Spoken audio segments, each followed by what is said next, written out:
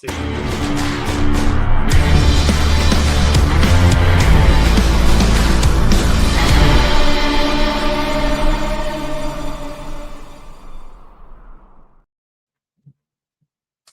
Marco, you ready for the greatest? Wait, greatest? USA! Hey, aren't they out? That is Didn't they get eliminated?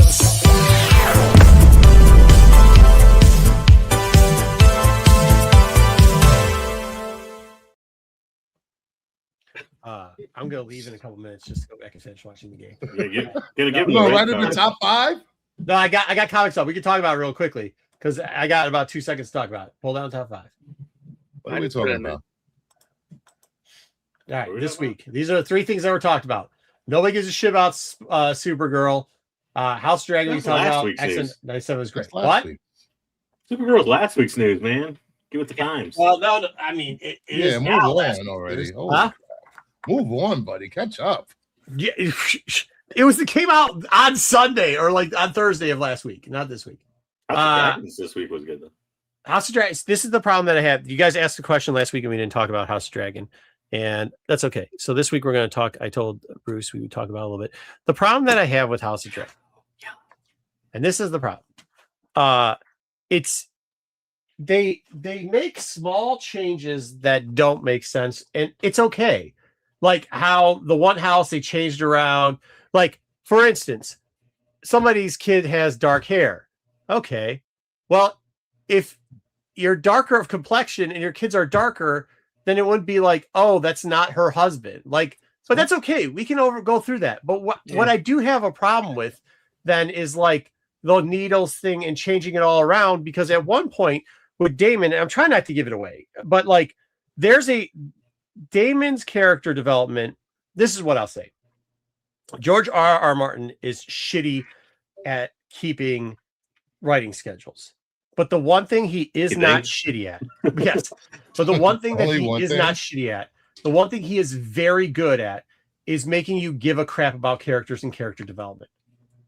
The parts that I have the problem with House of Dragons, well, you haven't read the books because you can't read, so don't put your heads back and forth. But like the problem that I have with House of Dragons is who's talking to you.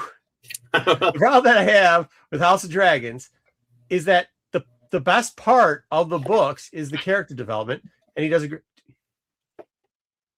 Sorry. What were you? We scored again? No way, we scored again. Damn it, dude! I'll see you guys later. We'll talk about it later. Bye. What the hell is this? Anyway, House of Dragon. The latest episode got the highest rating. It was good. The preseason. It was really good. I don't know what he's complaining about. I don't care what he's complaining about. His opinion does not matter tonight. His opinion is irrelevant. So this is a television show. This is a television show on a network that comes out every week. This is the 3rd season of a television show. And the television show is phenomenal. This is the 2nd episode of the 3rd season, and it's great television. The first episode was really good. I loved the battle. I loved everything that happened. Mm-hmm. And then this episode followed up, and usually after like such a big, like all-encompassing episode, the next episode will like let you down. No way. This just kept going with the heat. It brought it, and it was good. I thought it was such a good. I don't care about the books. I don't read the books. The books are like read the books, and it's irrelevant. It has nothing to do. Exactly. Sorry, JJ, go ahead. So the books are like history textbooks, kind of. Anyways, at least for this kind of era of it, like there's not like it's not even like Dunk and Egg. Like there's not like a novella. Like so, I mean, them taking some liberties with a story, I don't really care like that much. Like as long as they make it a good story, I don't care that it's I don't care if some kid's hair is a different color. I don't care if they picked a different actor or somebody's character development's going to change in like 2 episodes. I don't care. It doesn't matter. None of that matters. Like what matters to me is that the product on the screen is good. It keeps me engaged. It makes me like, oh man, I want to watch the next one right now. Or holy crap, I just watched this episode and I'm exhausted. This is the problem. This is the problem with nerds and fandoms. They nitpick every goddamn little thing Oh, hold on. I think you're blowing. Sorry, I think you're blowing a little smoke up the ass here. Like, let's relax. Here we go. Okay, what I'm telling you is, you got the red card. What happened here? You can't come back. What I'm telling you is, if you have something that's good, and here's where we're going to get into the problem, because you say that shit, and that's what everybody was saying during the Game of Thrones, till they took about 6 months to 8 months after Game of Thrones finished, and then they're like, wait a minute, it was a fucked up ending. It was a fucked up ending. Don't say that, because it's like Bruce fake lying that everybody likes Supergirl. Goldberg is the world's greatest wrestler. Yeah, we saw it in the chat this week. He's like, "Oh, everybody loves it." Then everybody went and said, "When did I say everyone loves it?" I said I enjoyed the movie. No, you said it was so great, and the haters are just hating because they're hating. When did I type all that? This is all in your mind. This mediocre at best. Mediocre at best. I mean, listen. I get it. You're selling on here, but here's the thing, Dub. If you actually like something and there was a good part of it, and the part that you're gutting out of it could end up exactly like Game of Thrones. And if anybody's being perfectly honest with themselves, Game of Thrones was great and they screwed it up in the end. The same thing is starting to occur here. I know you didn't read anything. I know reading's tough. The books here's how hey, hold on. I'm not done, Bruce. Here's how it goes. Here's how it goes. There's a great development in here between two characters. And one character, they did like you hate the character to death in the beginning, and for some reason you got to give Martin his credit. He makes you give a shit about the characters. If we're not doing that, then just name it something else and do something else. Just call it like Dragon Files. Like, it doesn't matter if you're just putting on a good show, that's fine. But if you're going to call it that and you're going to have some of the characters the same. I mean, the Game of Thrones is not called A Song of Fire and Ice, and House of Dragons is not House of. I mean, that's not what. Yes, it actually is. There's a book called House of Dragons that came out. That it goes to. I remember that. Yeah. Yes. I thought it was called something else. It was like no, it's called. Yeah. Or some shit. There is something. There is History of Westeros also. Yes, but point being, that's what it's based off of, and it's not there. And I'm not saying they have to, and they can come out with a decent product that's okay. My question is, why must you gut the best parts of the story? And I'm not sitting here going like, oh man, the TV show sucks. It's horrible. I actually wish you guys could get the joy out of the story that people who actually read it is. And I think you could do that. It sounds like you have a lot of joy. Huh? It sounds like you have the opposite of joy. It sounds like you're sucking the joy out of it. Yeah, the joy that I have and trying to take it away. No, I mean, I know that you like mediocrity at best. Like, I understand that sometimes some people live up here and other people live down here. I get that. But my point is, like, I would hope taking the joy. I would really. Yeah, that's what you're trying to do. You asked for an opinion. Hold on. Here's the deal. Here's the deal. Whoa, you're gonna get muted too. Here's the deal. So whenever you guys want to give an opinion, you guys could say the dumbest shit in the world. But then you ask somebody for an opinion, and they give you an honest opinion, and you're not man enough to accept the opinion. Is that what it is? So we have. Okay, I'll put my. I'm sorry. We were discussing this without you, and you just showed up and started crapping all over. I'll baby you through it. Okay, it's okay, Widow. It's okay, Will Dub. I don't want to hurt your feelings, but the bookies were better than the TV show. Okay. I mean, what do you want me to tell you? You asked for an opinion. I gave you an opinion, and you got sauce on it. Yes, you did. Rewind the tape to next week. You asked for opinion. I said, I'll watch both and I'll give you an opinion. Mm-hmm. Mm-hmm. All right. Speaking of that, we also had X-Men 97 come out. 3 episodes. Did everybody watch that?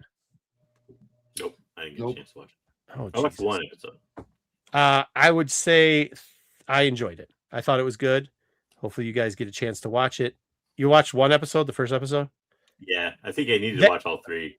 And here's the thing, which it's the complete opposite of what I just said with House of Dragon, which is like they actually changed. They didn't go by much of the source material in that, and that's fine. Like, you know what I mean? You're not going to be able to because the story is different and it wasn't told as well. Does it, it's okay, but when House of Dragon the character development isn't as good in X-Men in the comic book because it's a comic book and it didn't do as well. They're not known for their character development as well. So yeah, they did a fine job with changing the story around. Good evening, Grumpy USA. Here we go. Good job, Barlord. Happy NCS Day. Good to see you. Well, it's Bruce. USA scores. Yes, they did. Thank you, Cosmic One. Good evening, all. I'm here. Good. We're glad you're here. What's this? Hi, all. Good. Good to see you. Good to see you. Good to see you. Good to see you. Good to see you. I enjoyed 3 episodes. Yeah. I'll wait on that too. I don't have an opinion on Supergirl. I haven't seen it yet. Everybody else is watching the game. Yeah, right. Of course. All right. Okay. What do we have next? For what show to what show? He's calling you out from doing a 180 because you said doing an adaptation of one is okay, going from off script, but on the other, it's not.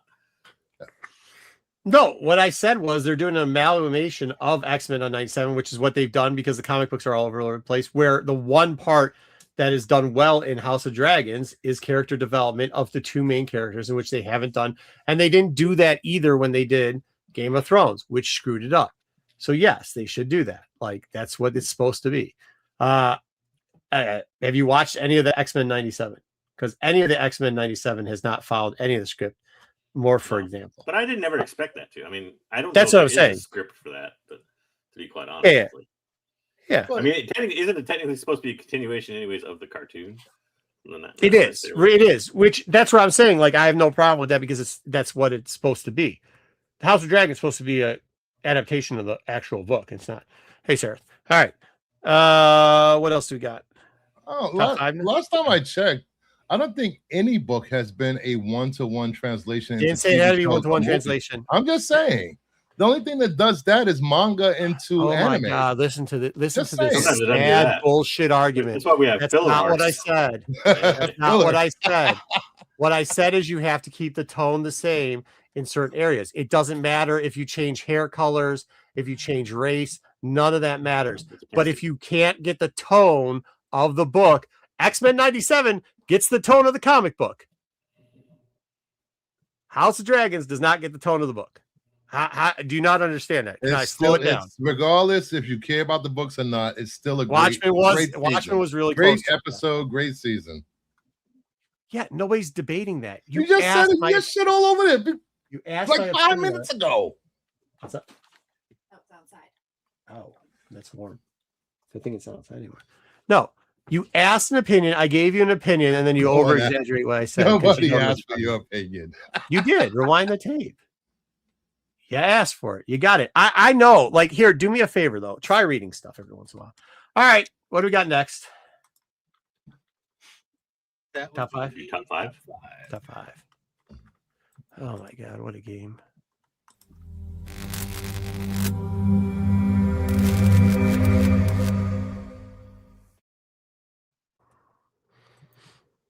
And with a red card. Anyway. Is it still going? Yeah, but they're in but it's in lost time now. It's in lost time, and yeah, it doesn't matter. We decimated them. Nice. All right, here we go with our top 5 this week. Is that plus 10, JJ? Sorry, Dub. Is it plus 10? I read it as plus 2, I thought. Okay, go ahead. I'm sorry, it can't be plus 2. Go ahead, Dub. Sorry. All right, here we go. It's it's plus 2. Damn. Because of the red card. And the review.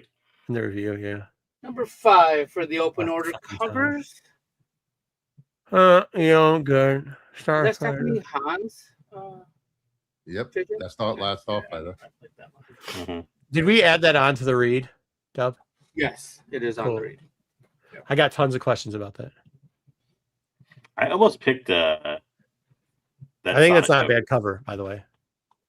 I like that Hans cover. Yeah, I almost picked the Sonic cover, but I don't know. I don't like the I forget her name, the foreground character. The Starfighter looks good in the background though. I know. I got a daughter, dude. It kind of looks like they pasted 2 images over one another. Fair enough. Yeah, I think a lot of those kind of look like that though. Like the few different covers. When they do the Flash one's the only one that looked like kind of the best, I guess. Come on, baby. Yeah, I love that Dub. I love that cover. Such a good cover for the last issue. Yeah, so good. All right, let's move on to the next. Number 4. 91 degrees. Marco went with the boot. I don't know why I like the white in the color there. That kind of adds off of the white and red. I don't know. I like it. I like it. What did you cover, JJ? JJ. Some 5-year-old. What? That's a good Was it Lee? cover. That is not a good cover. That is a good cover. It's Gwenpool. Hey, which eye can't you see out of? I'm determined now that you may be blind out of at least one eye, maybe I two. like it because those You might be blind out of both. I'm What not are you quite even sure which talking one. about? I That is a guarantee good you. Gwenpool I cover. want Come on. Dub, get an eye doctor in here, an optometrist, book them. We're gonna have to have Bruce get an eye test because I'm pretty sure he can't see out of both eyes. Just saying. And I'm sure you're talking out your ass because you do it every I can't week. see out of both eyes. What are we trying to say here? I've always been blind in one eye, so. See, there we go. That's where our picks are going wrong. I think it is in Hockey. Two blind guys trying to do picks. Is it in Heckley? Yeah, because I think he was doing a bunch of the. Was he the one doing the snap cover? I think so. Yeah, might be. Pretty sure that's him. Who did yours, Bruce? Did it? That's that is Jeffrey Ty. Did you see out of both eyes, Paul? Jeffrey Ty. You see out of both eyes. It is in Hockey. Not near mint. Good to see you. No. Jeffrey who, Bruce? Oh, that's fine. That's Jeffrey a fair, Ty. That's a fair. That's a fair T-H-I. assessment. THAI. Like a new. I think it's a new artist. I like it. Fair assessment. The background is scary. Yeah. Bruce was an Andy cover. Yeah.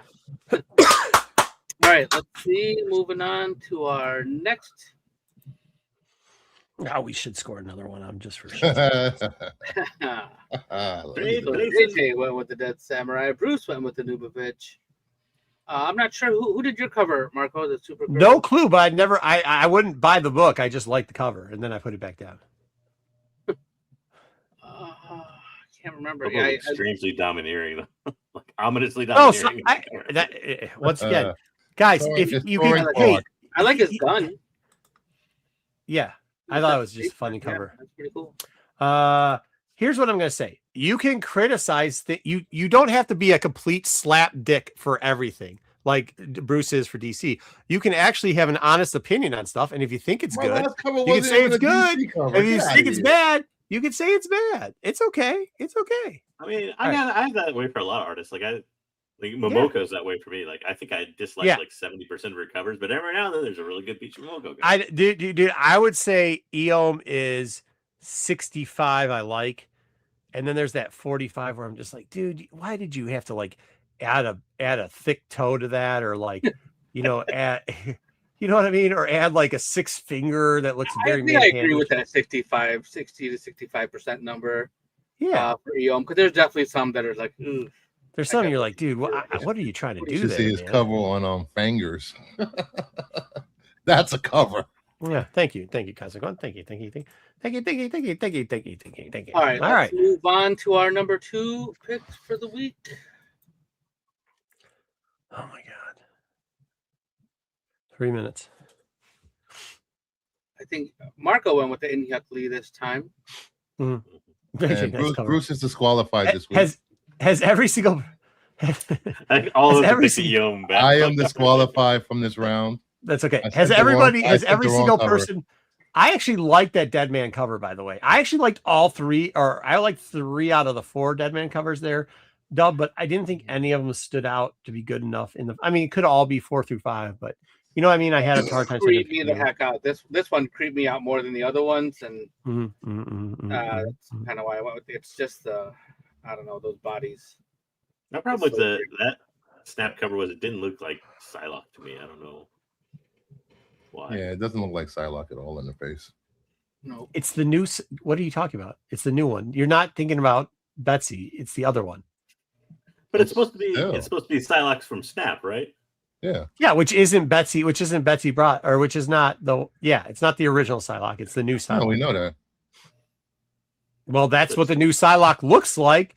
So I mean, that's what the new Psylocke looks like in a bikini. I don't think that's what I don't know. The face. I don't know if the face was quite right. That's what I'm saying. The face of the new Psylocke. That's what it looks like. She's a lot more. Yes. Yes. That's okay. Whatever. Go ahead.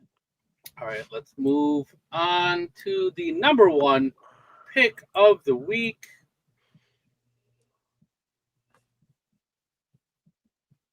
I picked the only Dead Man cover I liked. Well, we can at least say Bruce didn't sell this week.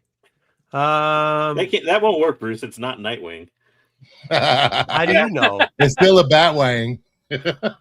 JJ, that was one of the other 3 covers I liked. Yeah.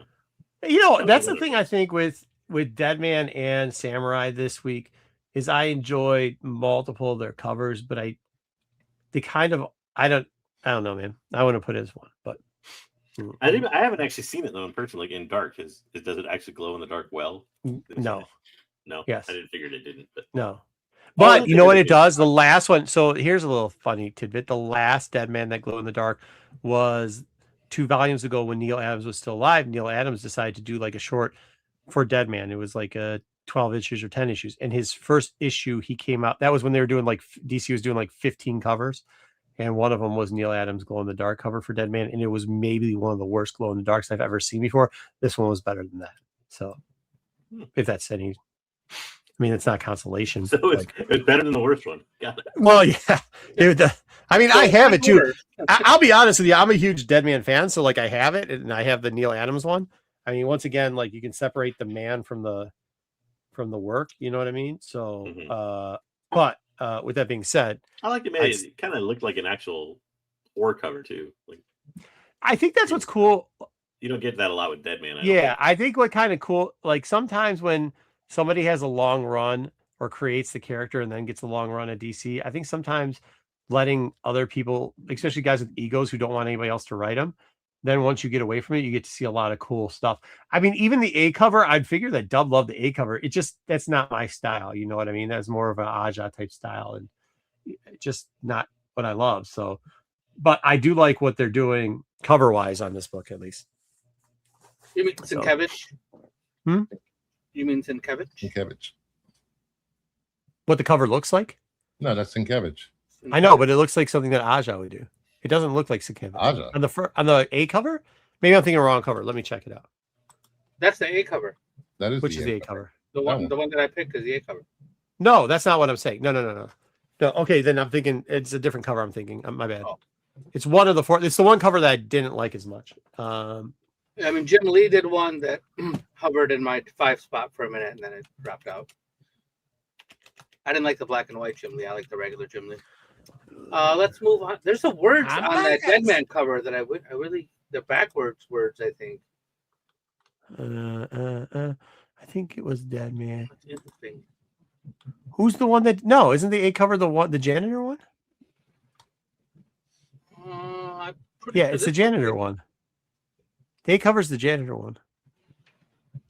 The B covers yours, which was the Ekman Lawn one, and then Perillo did that cool creepy one. Spears had a. Are we talking about Dead Samurai or Dead Man? Dead Man. Okay, that's why I'm confused. Yeah. Oh, who did the Ekman Lawn? That was you, right? Yes. Yeah. I like that. The A cover is just not my style. Anyways, go ahead. Sorry. The one where it looks like Christopher Walken from Joe Dirt. Christopher Walken, cooler. Clem the janitor. All right, let's move on to the variants. The runner-up for variants this week. Hey, it's full time. We can make it official. Good job. Moving on. Round of 16, baby. Bermejo for you guys? Bermejo. Yeah. It got me this week. I picked a Marvel Virgin 1/100 variant. Never do that. Who did yours, Bruce? Is that Akka? No, Akka did the... Who are you talking to? Me and Bruce have the same pick. I'm sorry, JJ. I apologize. Oh, Archer. Yeah. Archer. It is Archer. Okay. Who did your Power Ranger? Ito. Ooh. Yeah, he did a couple this week that were good. That almost, he did a Godzilla cover, but the head of Godzilla looks really weird on it. Yeah, that's why I didn't make the list. Is the reason why people like that is because it looks like the shark boy is coming out of her schwash? Is that why everybody's excited about that cover? Because I mean, for Archer, it's okay. Anybody looked at that shark at all till just now? You think? Nah, but we got some weirdos in the chat tonight. I mean, Tyson's there. All right. Well, let's see what the number 1 pick was for variants this week. Yeah, I kind of like that. I don't know. It's a movie poster. It looks like Biolante. Bruce, that is not Bruce. That's not a good cover. What? What are you talking about? That is not. I thought I was screwed. I was like, damn, Bruce picked the actual good cover there with the Supergirl with the thing. And then I looked over. I was like, oh no, he picked the trailer. That's the chat's disagreeing with you already. That's a second print, third printing. Yeah, Virgin third printing. And the Biolante, they've been doing a lot of good movie homages on that Godzilla title. Yeah, and that run for sure. That's the same one that even Matt's coming out of just lurking to tell you that the cover's trash. I mean, yeah, Matt hates everything. Matt's not even lurking anymore, just coming out here trying to tell you it's trash. Well, okay, not near mint. Dude, you probably will hear worse on the internet. You definitely hear worse on this show. Okay, what do we got next? Jade War. Hey, dude, Paul, those Jade were even Bruce couldn't bullshit sell those Jade Warrior covers this week. Those things were fucking atrocious, bro. What are you talking about? That Deodato cover is really good. That was last week. Wasn't that last week? Deodato? Yeah, I thought. No, Jade Warrior. I had Jade Warriors on last week. Oh no, it's the FOC. Sorry, it's the FOC this week for them. Yeah, I didn't add those. The FOCs this week were much. Yeah. USA. There you go, Matt. How about that? What a beautiful ball to put in there, right over their head. Go eat a cheeseburger.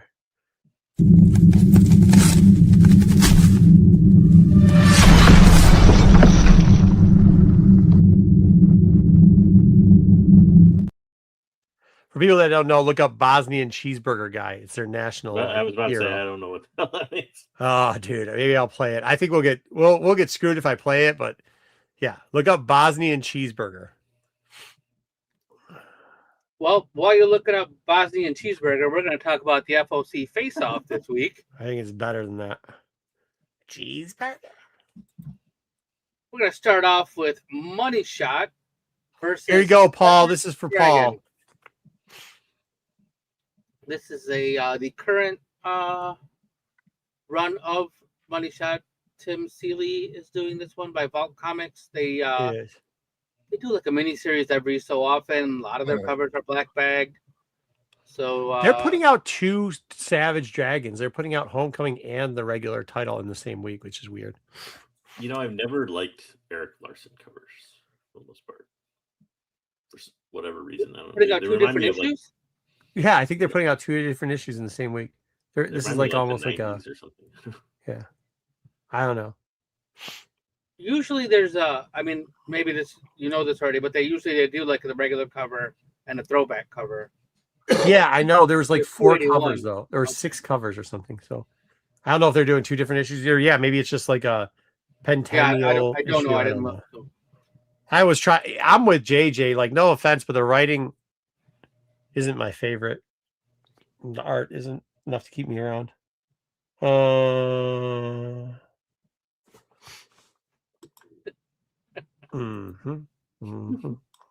Cover 225. Okay.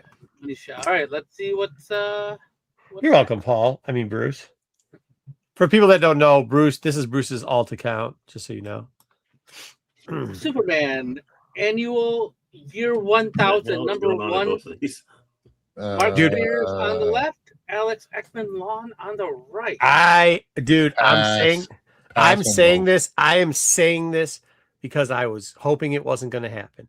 But DC needs to start asking for refunds because this whole FOC, and you'll see what's going to happen here.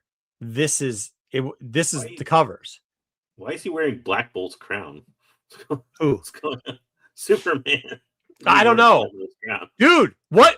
Who's picking either one? He's a god, a space god, or whatever in 1,000 years from now. But we just hold on. You can say what you want. Spears is hit or miss. That's okay. You know, when he hits very good. When he misses, he misses. What's that to do with what Ekman Lawn, real quick. Let me finish. Ekman Lawn, we just had him in a top 5 cover. And it was a damn good cover for Deadman. And then we get whatever this is. Wait, Deadman cover was good? Yeah. Is that a face in the background? It looks like somebody's like disintegrating. It looks like a hood, like a hooded head. I don't. That's what I'm saying. The Ekman? But- Yeah, the Ekman. Yeah, it does look like that. It looks like a head, and then there's like I just like kind of faint teeth ish. Darth the bottom, Plagueis like- from Acolyte. Yeah, something like something with the I don't know what it is, but it looks like some Tyson, hooded character. Jesus. He does. He's got the Josh Brolin chin balls. All right, go let's next. move on. Next. But this isn't alone. I mean, there was nothing to put. Here we go with Justice League Night Vision Special. Number 1, Mark Spears on the left and Javier Fernandez on the right. Do you think that's what Styx looks like if he shaves his head on the left? Just asking. These were the two better covers, by the way, out of this. I'm telling you, these are the two better covers. There's nothing wrong with the Fernandez. Fernandez is all right. That's a square-jawed Batman. Is that the helmet? Is that the helmet on Lex's Yeah, head? I mean that It's a square line. it's a square line smelling a fart. That's what that is. Yeah, maybe Luther farted on It him. looks like somebody just it looks like he gets. But this Batman and Lex Luthor in the suit combo is interesting. On both. I don't know what I don't not like it. I just it's, all right. but that's what I'm telling you. This is what DC is going to this week. So like, good luck in the month. I feel like Spears for Batman can't not draw like Adam Punch him. West Batman. Yeah, that's He's fair a though. That dad might be his bod favorite Adam West one. Batman to me. That might be his favorite one. All right. Let's see.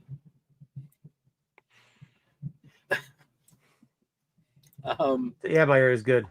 Adventure Time quadruple feature number 2 by Ben Turner. Then we got the Money Shot back with the 1 in 50. Ooh, The right Suspiria. money shot. That Suspiria is all the phenomenal way. cover. Yeah. Yeah, I think it's really cool. I kind of like them both. So 1 in 50. Yeah, they're both really good. I got to say, I don't know anything about the Adventure Time stuff, but Yeah, I don't know. I figured after looking at DC stuff, we had to clean our palette, so I decided to give us a. she's got Was the it- Artie Strongest Man in the World sweater on the left, though. It looks like a familiar image for Adventure Time. Is it supposed to be an homage to an album cover or something? I feel like it is. Like what, an Alanis Morissette or something? I don't know. I don't know. It just feels like a familiar image for some reason. That's an act. Guitar. Yeah, it's not Alanis Morissette did in guitar. That distress poster is pretty sweet. Yeah. Does anybody know what that is homaging on the left? If it is homaging anything, but you're right, it does look like a album. Yeah, I mean, homage. say in the chat. Somebody will figure it out. Sticks will figure it some out. of the posts. All right, let's see what's next. Here we have Iron Man 8 by Leslie Lyrics Lee, and then we have ASM 34 by Chris Anka. These are both the obviously Mary Jane, the Amazing Mary Jane covers. Anka. Kind of like the Anka, but Yep. kind of phoned it in on the cab with the watercolors. Look like they riding in a cardboard box. These are a bad idea. And I feel like they do this every few years. They do this with a lot of different things. Yeah, spoiler alert, there's 2 more after this because I can't remember actually. The best say is this is a series of Mary Jane covers, I guess. Yeah, we're gonna get a Mary Jane on every cover. Yeah. Yeah, I mean, I don't know why Marvel's doing this. Like, I don't understand. I actually don't understand. 50 years either. of Mary Jane, right? That's what I don't the logo understand what's says. going on at DC right now. I don't understand what DC had a good thing running. You know what I mean? And like, at least Marvel had what's his name, and then they do this. It's like, and to be honest, those snap colors are very popular. And they had decent artists do it. I just don't know what this is. You know what was actually a good Iron Man? There was cover. I liked the Wally cover. I didn't pick it for my thing, but I was on the edge of picking that. The Pixar cover. Pixar cover. Oh, the Pixar. Yeah. Dude, We it's made fun of those a couple 95 weeks degrees ago. out. All right, let's see what's next. We have Mary Jane Face It Tiger #1, the 1 in 100 by Ji Hyung Lee versus the 1 in 50 by David Nakayama. At least these are better, I guess. Is Nakayama out of his negative space color? It's grayscale now. Now he's got grayscale now. I do like the Spidey and the Doc Ock at the background of that one. Also, I'm sure her arm is covering, but Mary Jane has no navel. What that looks like to me. Oh yeah, you're right. Well, body shaming's fun, JJ. All right. Yeah, I'm not in for any of these, by the way. That's a 1 in 1 fucking 100. Yeah. In for that, Matt? I just asked. Is anybody in for the 1 in 100? Yeah, is there a trade version of it? There's a trade. Yeah. Oh, is there? I would actually. You know what though? But does it cover up the happy birthday? I'm about to say a trade anywhere on that would cover some of the art though, so that's actually not a bad one. But. Yeah. Yeah. Okay. Nope. I think nobody's in for that. Yep. Nope. Yep. All right, and then that wraps it up for this right. Week. Yeah. That's it. I mean, it was a rough week. It's going to be a rough week when we have to pick that week. Sorry, just giving you guys the preview. Dude, you want to hear something terrible today? I have a dilemma. What's your dilemma? So my son decides to play baseball, and they've got these. There's a bike path that runs there. You might have heard about the car that decided to power the bike path. People threw rocks at it. However, this week, one of the bikers decided that because the doors were locked to the bathroom, that they were going to squat right on the thing in front of the door so nobody could go into the bathroom when they unlocked them. What type of person does that? Huh? They locked the bathroom? Yeah, it's for the baseball fields. It's not technically for the bikes. So somebody must have just came on a bike, technically they give you a key on a cinder block. Yeah, for the baseball they do because it's not open to the. It's not it's not just a bathroom. It's also where they keep the equipment for the baseball stuff. So it's like a room, and I guess somebody thought that instead of going in the bushes, so nobody could go in the building. They're gonna just squat. They're just gonna squat right in front of the building. It's not. I don't live in that shit ass city. Oh, hell no, bro. I'm mad we even have to drive there. We have to drive 30 minutes to go there. It's terrible. Yeah, dude. Who? And it's little league stuff. Who shits in front of a building little leaguers are trying to get into? I don't care. Yeah, fucking bikers. I don't care where they poop.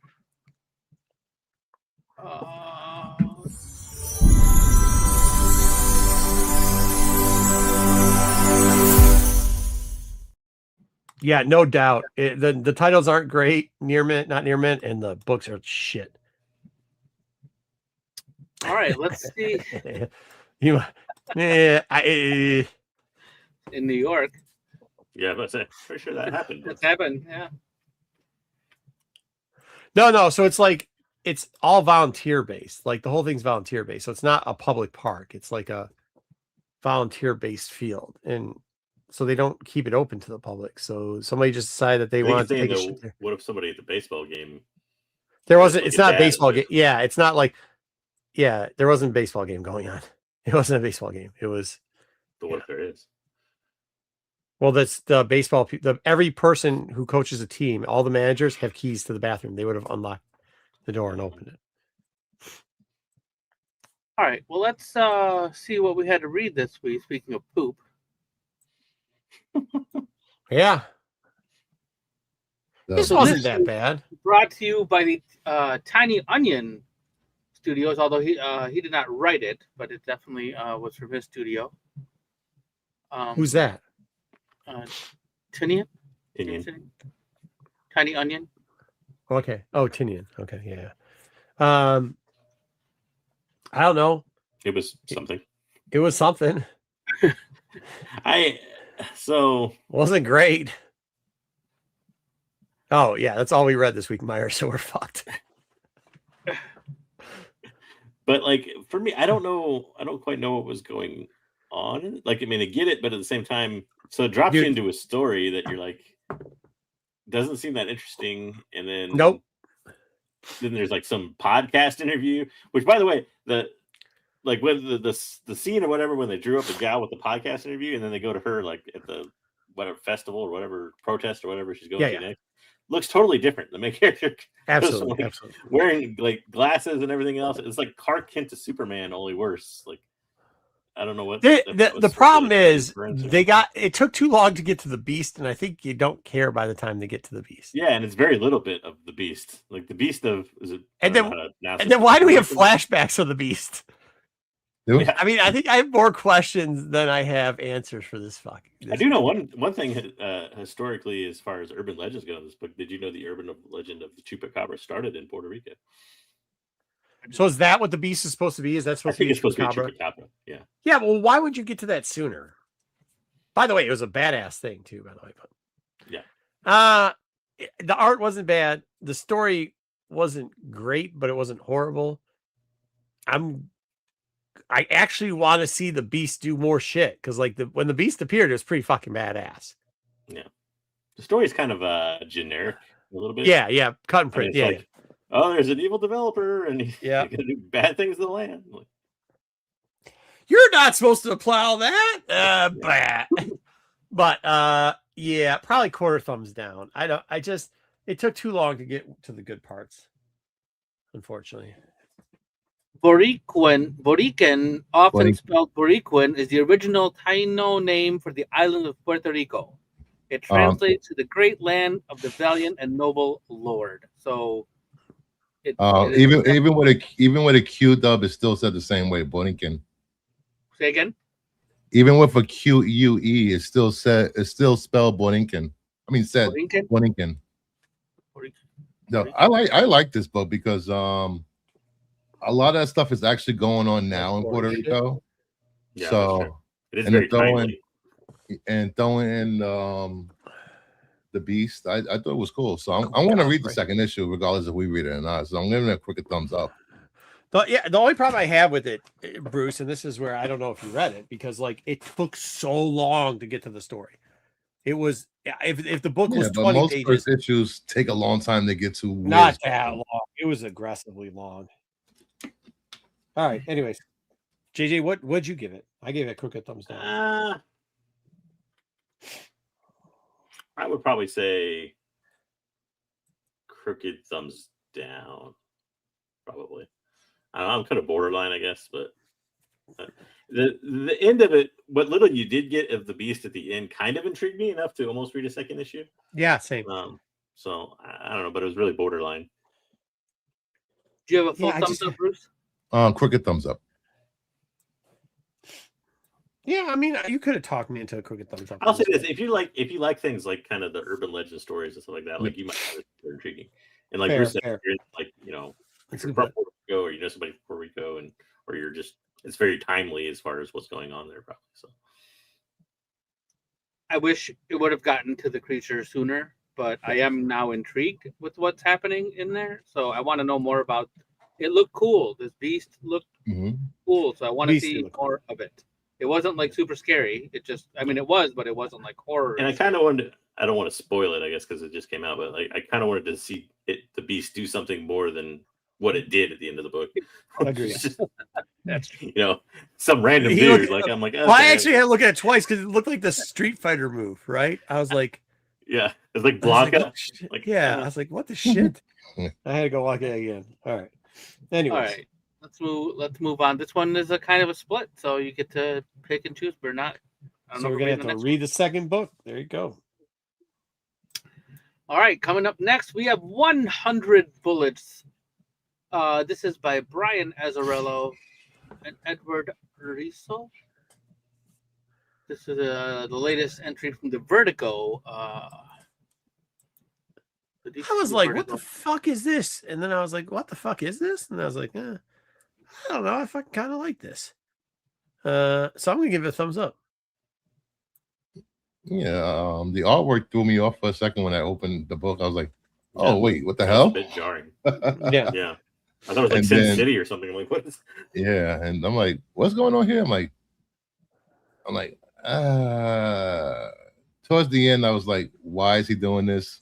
Why is he taking these people? What the hell's going on? Yeah. I do want to see what's going on next. So I'm going to give it a thumbs up, actually. Yeah, they gave us a Mr. Sinister page there towards the end, which I like. Right? Yeah, 100. Yeah, 100 Bullets was an old series. Title, yes. Yeah, but this is the one in America. Yeah. So I'm sorry. You said thumbs up, Marco. What did you say, Bruce? Yeah. Thumbs up. Thumbs up. JJ? I will say crooked thumbs up. I had a little bit did like Marco's interest.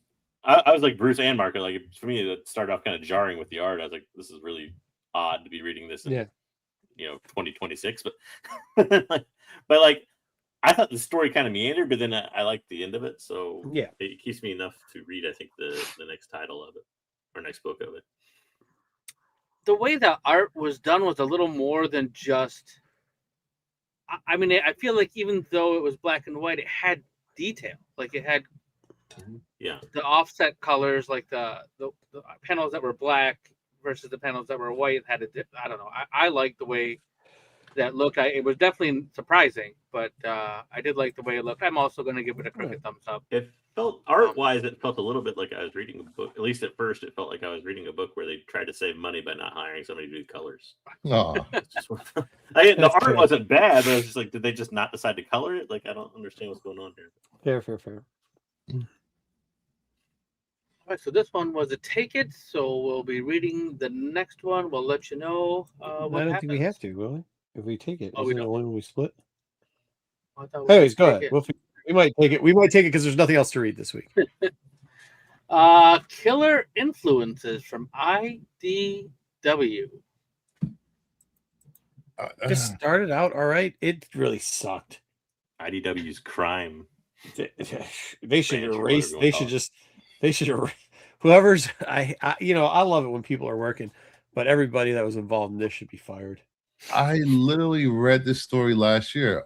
Serial Killer Apprentice. It's about a young girl trying to better the image of the serial killer so he get more clicks and views online. This is almost exact same story. I'm pretty sure it was also a season of Dexter at one point. So crooked thumbs down for not being original. Oh, full thumbs down. I'm sorry. Full thumbs down. Sorry, did I stump it on that one? Yeah. Yeah, like I'm with you. I didn't care for. Actually, it's not for a crime comic. It's not that bad, but I'm totally with Bruce on it's a pretty unoriginal story to me. I know some people thought it was original, but I disagree. Like it's almost like, like I said, I think there was even a season of Dexter that did this. There was a season of Psych that did this too with a serial killer. So like you've seen this kind of like, oh, I'm like joining the serial killer side, and we're gonna. Did they do that? What was the one with the two brothers? They did in that too. Yeah, it's been done. I think Supernatural. a lot. But, Supernatural, yeah. Well, what did you give it, JJ? Full. I would give it a crooked thumbs down. I think Same. some people will like it, but it wasn't for me. Not your pick. Oh. All right. So this one is a leave it. I didn't really care for the art myself either. Usually, like that's a redeeming quality for some of these. This one was just average art, and the story was kind of meh for me. So also, at one point, the girl completely changed, and I had to go back and look, and I was like, "Wait, it says 1 year later." I don't want to keep hearing 1 year later, 1 month, like. Yeah. And it wasn't contrasting enough to make a difference. You're just like, wait, what's going on? I had to read the end of that book like 4 times just to try to get what's going on. I'm still not quite sure what's going on. All right, and then we had one more book, which was a late edition, The Last Starfighter #1 from Mad Cave. The story is 40 years later, 30. I forget. It's 30. What's it 30 years or 40 years later of? Can I ask that? A movie. There was a movie. I remember something about it. 1986, probably. Wasn't it like a young dude? I may be too big of a Last Starfighter nerd that I even own the comic in a 9.8 from the 80s. Here, show it now. Show it now, JJ. Show it again, JJ. Yeah. Oh, there you go. Oh, that's awesome. Was it a kid or just a guy that looked? He was like a teenager in a trailer park. Yeah. He played video games. He was really good at the game. He was really good at I remember that part of it. Yeah. At the convenience store or whatever, like in town, and Turns out the video game was a test put there by aliens to see who could do it. And then they recruited him to. I remember that part. I just don't remember anything else. Looking like DeLorean and take him off to space. Then that awesome blossom move at the end. I don't remember what it's called. It was awesome though. Yeah, Griggs was. So, what did you think of the book? I liked it. I think the art was actually really good. I was kind of expecting dog water for art in a book like this, where it's kind of a licensed deal and all that. But this is also probably a story that I could see not many people wanting or caring about, unless you like. And it's basically a sequel of the movie, which is, I didn't quite know that going into it, but I enjoyed it for that reason. But like in the movies, for instance, originally in 1985, like, Maggie's his girlfriend and they're not in space or anything. Like, this takes place while they're already in space and then kind of getting acclimated to that a little bit. So it's different. Yeah. I think I'll give it a crooked thumbs up. I almost want to give it a full thumbs up, but I'll give it a crooked thumbs up because I think if you're not a fan of the movie and everything else, and you don't look at it nostalgically, you may not like this book as much. No, yeah, I thought it. I mean, the art sucked. I'm gonna give it a crooked thumbs up. I like the art because I remember some of the story. Oh man, there's so much gray facing in there. But I'll give it a crooked thumbs up. I remember some of the story because of that, like the video game part of it. I don't remember the whole story, but I actually liked the storyline here. I thought it was pretty good, especially for a Mad Cave book. So I'm giving it a crooked thumbs up. Dub? You had some big names on the covers as well. You had a Hans cover that we saw. You had a Raza cover. This cover was Torrin Clark. Nice. So they definitely were going in hot with the first one. I didn't mind the art so much. I didn't remember the whole story, and I knew bits and pieces, different pieces than you did, Marco, but I did remember some of the story. I didn't hate the art. I mean, this is a crooked thumbs up for me. Mostly for I'm glad they're doing something with it, even though it is 40 years later. Yeah. So that's fair. Yeah, I mean, it was a halfway decent story. So I'll see what happens next. Also, at least with this being a sequel too, it's like it's not like something where you've got like a reboot, or it's not a franchise of like where you've got a sequel or a reboot of it like every 5 years attempted or whatever. Yeah, I mean, so that's true nice too.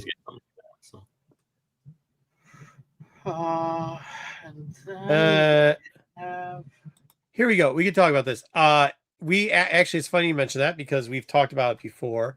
One of my friends puts that book out, and a lot of my friends write for that magazine.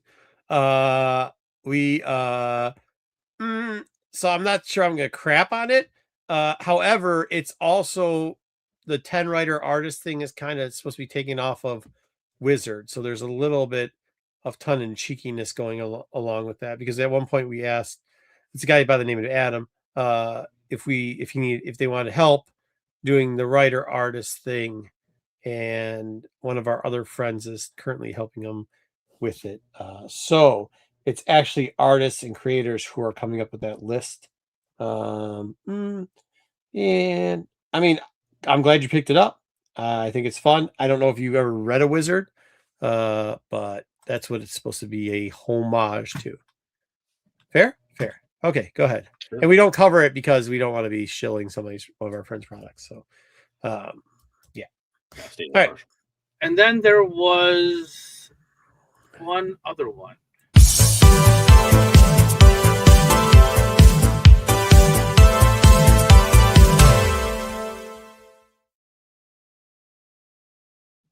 What's NGL stand for? Not gonna lie. Oh, no, it's not paid for. I know who makes the list.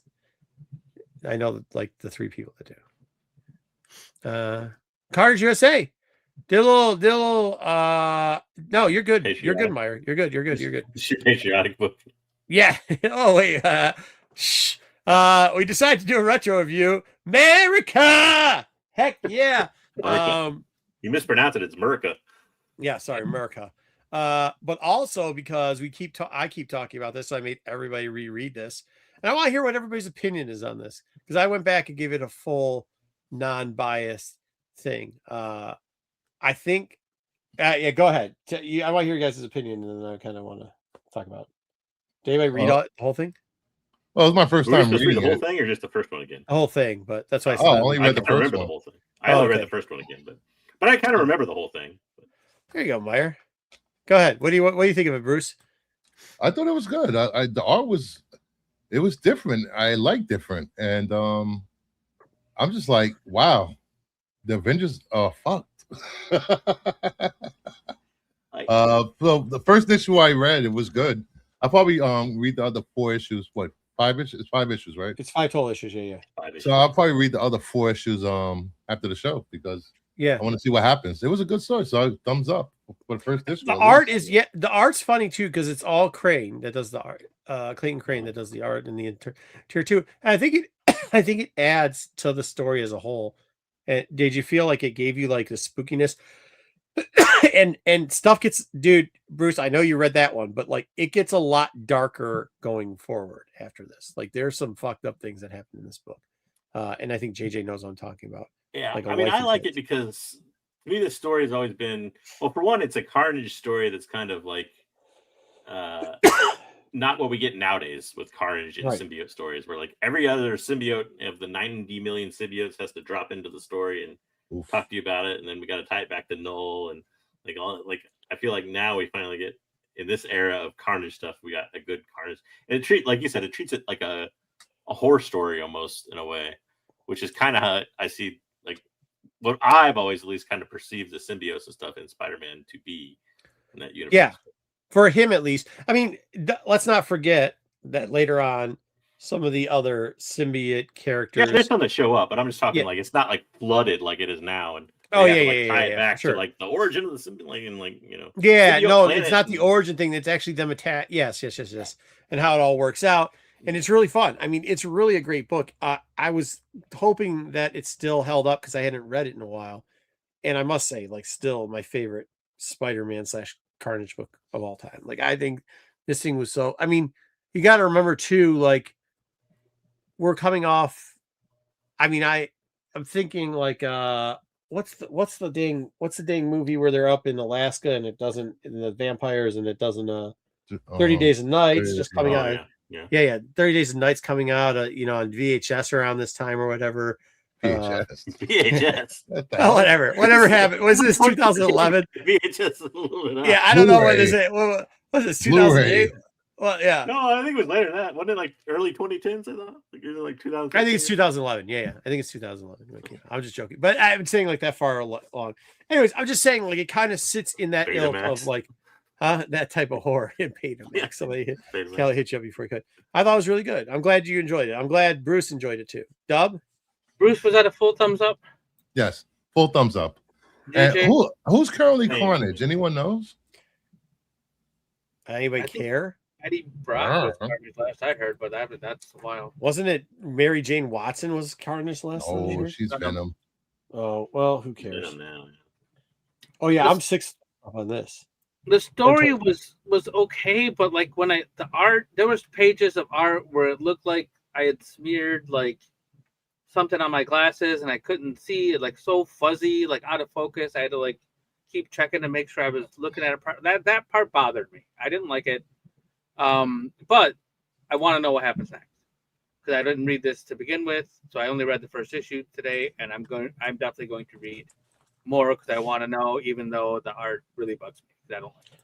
I definitely the art's gonna bug you the whole way then too. I mean, I can understand how it's off-putish. Like it is horror-esque and it's of that 30 Days of Night, like I said, esque type stuff, but like there's some parts where it makes sense, but then there's some parts where they're just fuzzy for no reason. Oh, don't worry, it gets confusing because sometimes Cassidy looks like another character. I mean, I'm not saying like Grace. It's just the best Carnage story of all time.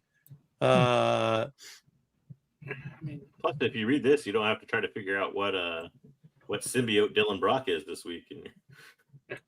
Is Dylan Brock Carnage this week? Oh, he changed his symbiotes all the time though. I feel like. He's Toxin this week. He did last week. Remember, we had to read something because of that. It was just and the last that's the thing. In last Venom last week, he changed again. Yeah. All right. All right. And then I think that was we just had the one, so that wraps it up. So next week we'll have some more reviews. Ooh. What do we got? CIC? CIC is next. Cool. There's a reason why we did.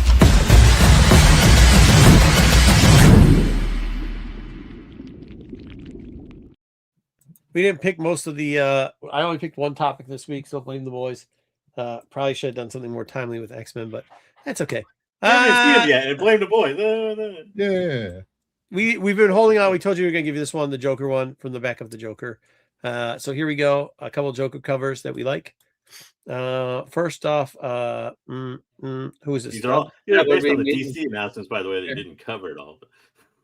Well, we've had this. We told them last week.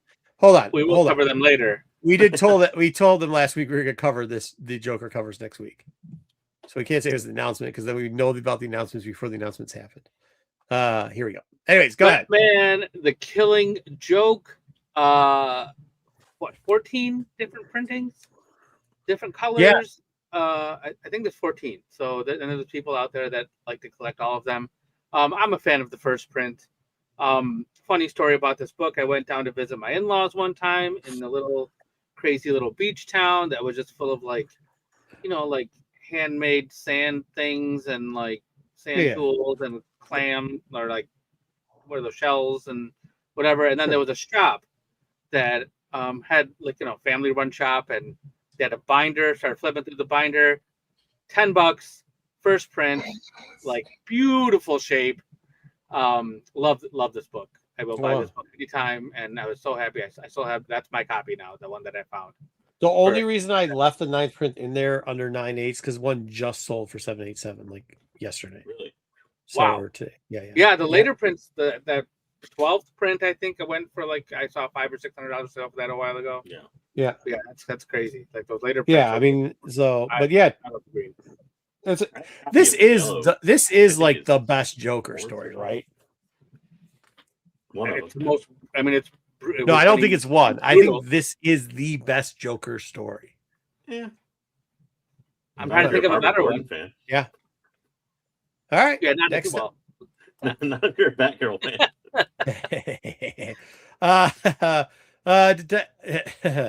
I just like this. This is what I'm gonna say about this. I don't know if it's because I remember watching the old Batman TV shows where you had Romero playing Joker, and this version of Joker on this cover reminds me of that, or not. But Detective Comics $475, 98 $600. Raw is between $13. Obviously, shitty cover 114. I just like. I think Joker covers, and in general, I know they always sell, but I think if you just like this style, almost a cartoonish style of Joker, and like those same covers that he had for his entire series, like the Joker series, I think I thoroughly enjoy a lot too. I'm not taking anything away from any other Joker cover. I'm just saying some of my favorite. So that's why I threw this one. I said bring back the Joker fish. Yes. The Joker. Bring them back. The animated series, I always remember the Joker fish ups.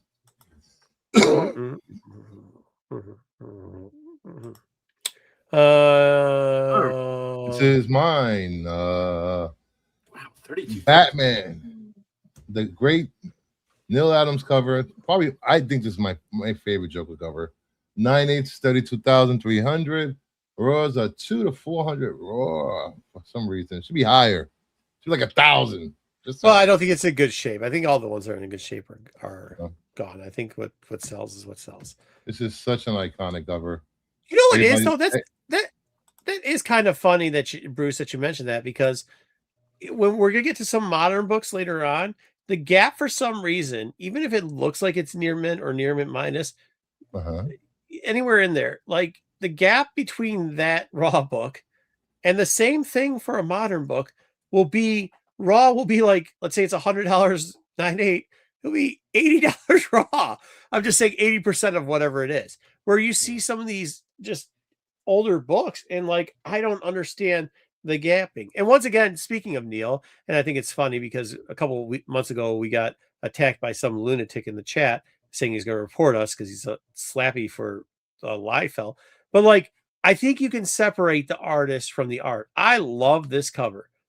This guy was a piece of shit, but I love a lot of his work. It was very good. And this cover is like extremely iconic. And he's had some great iconic covers like this. The Green Lantern stuff that he does too is absurdly amazing. Yeah. And some Dead Man stuff. Detective 31. I can't remember. Was it 227? Yeah. 225. Yeah, for sure. But like, I don't know. To me, the craziness of this one is there's nothing in this book, right? Like this is just all generated by the cover as far as the price. Just goes. the cover. Yeah. So it's crazy that like just a cover, I know it's old, but just a cover selling for $32,000 in 98. Yeah, I mean it's crazy. Well, I think nobody gave a shit about this book. I mean, it's also 20 center. I mean, like 98's that's a tough book to get. That's a tough book to get. I know, but I mean, still, like you can pick up a lot of books from that same era in a 98, and they're not $32,000. Oh, that's his son. Cool. I've never met his son, so I don't know about that, Cosmic, but I'll take your word for it. JJ, the Jock, the famous Jock cover. I always like this cover. The eyeballs remind me of a slot machine. The craziest thing about this cover, when I first saw it way back when, I never realized until like I got up close to it that it's bats like for the top of his head. I was just figured it was like some weird shading thing he had going on. Dude, 100%. I thought it was like fading away because there was covers around this time where they were doing like the fade away thing, right? Like just disappearing. 100% with you on that. Yep. And you get the carved. I mean, to me, it's body horror Joker, I guess. Yeah. But to me, that's what makes Joker so good sometimes. I like both versions of Joker. I like the classic, like he's a clown Joker, and then the more modern. But Kingdom, there you go, 425, 590. Yeah, at that point, that 425 is not a 9.8, dude. It's not a 9.8. I'm just letting you know. So, yeah, I just want to say, stop paying goddamn graded prices for raw books, damn it. Yeah, but then you just said, why is it this more? Get out of here. All right, next up. Yeah, but you're not going to pay $32,000 for a raw copy of that book. Come on. Because Batman $425 for a raw? Huh? Yeah, somebody did. For sure. Wow. Mm-hmm. That's awesome. Oh, dude, it wasn't $425. There's also like a 3-something sale in there too, like a high 3s. Sweet. Why are we doing Starfire again? Because it was one of the announced shows. Starfire's having a show. Okay, cool. Yeah. Spoiling news early. Okay. Well, you asked. It wasn't.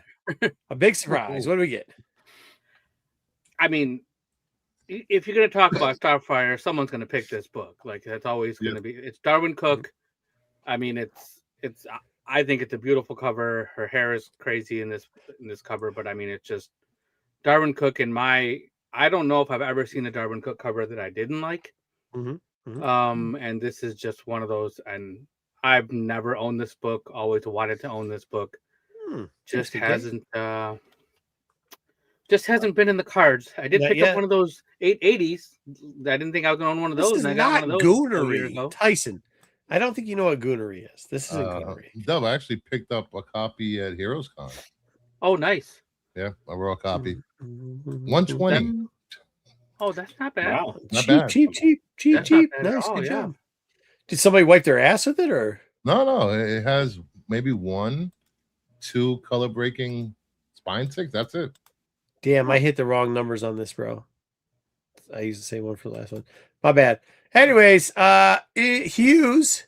I like the Hughes. I can't believe this book is selling for this shit. Because only like a 1 in 10 too, wasn't it, or something? Yeah. And I may have now this is a little goon action, yes. It's Hughes, though. It's always goon action. I might have sold a couple of these and not for $1,000. So kind of mad at that. Wow. Kind of mad. I still have one. So. Yeah, that last raw copy was like the same week when he announced he had cancer. Oh. So it's it was either way. The last 9.8 sold at 1,400. So, and before that, it wasn't too far off. I mean, it's a hard book to come across. That it's always been about a 4-figure book in a 9.8 for a while now. Yeah. Yeah, there's only a few 9.8s. What, 60?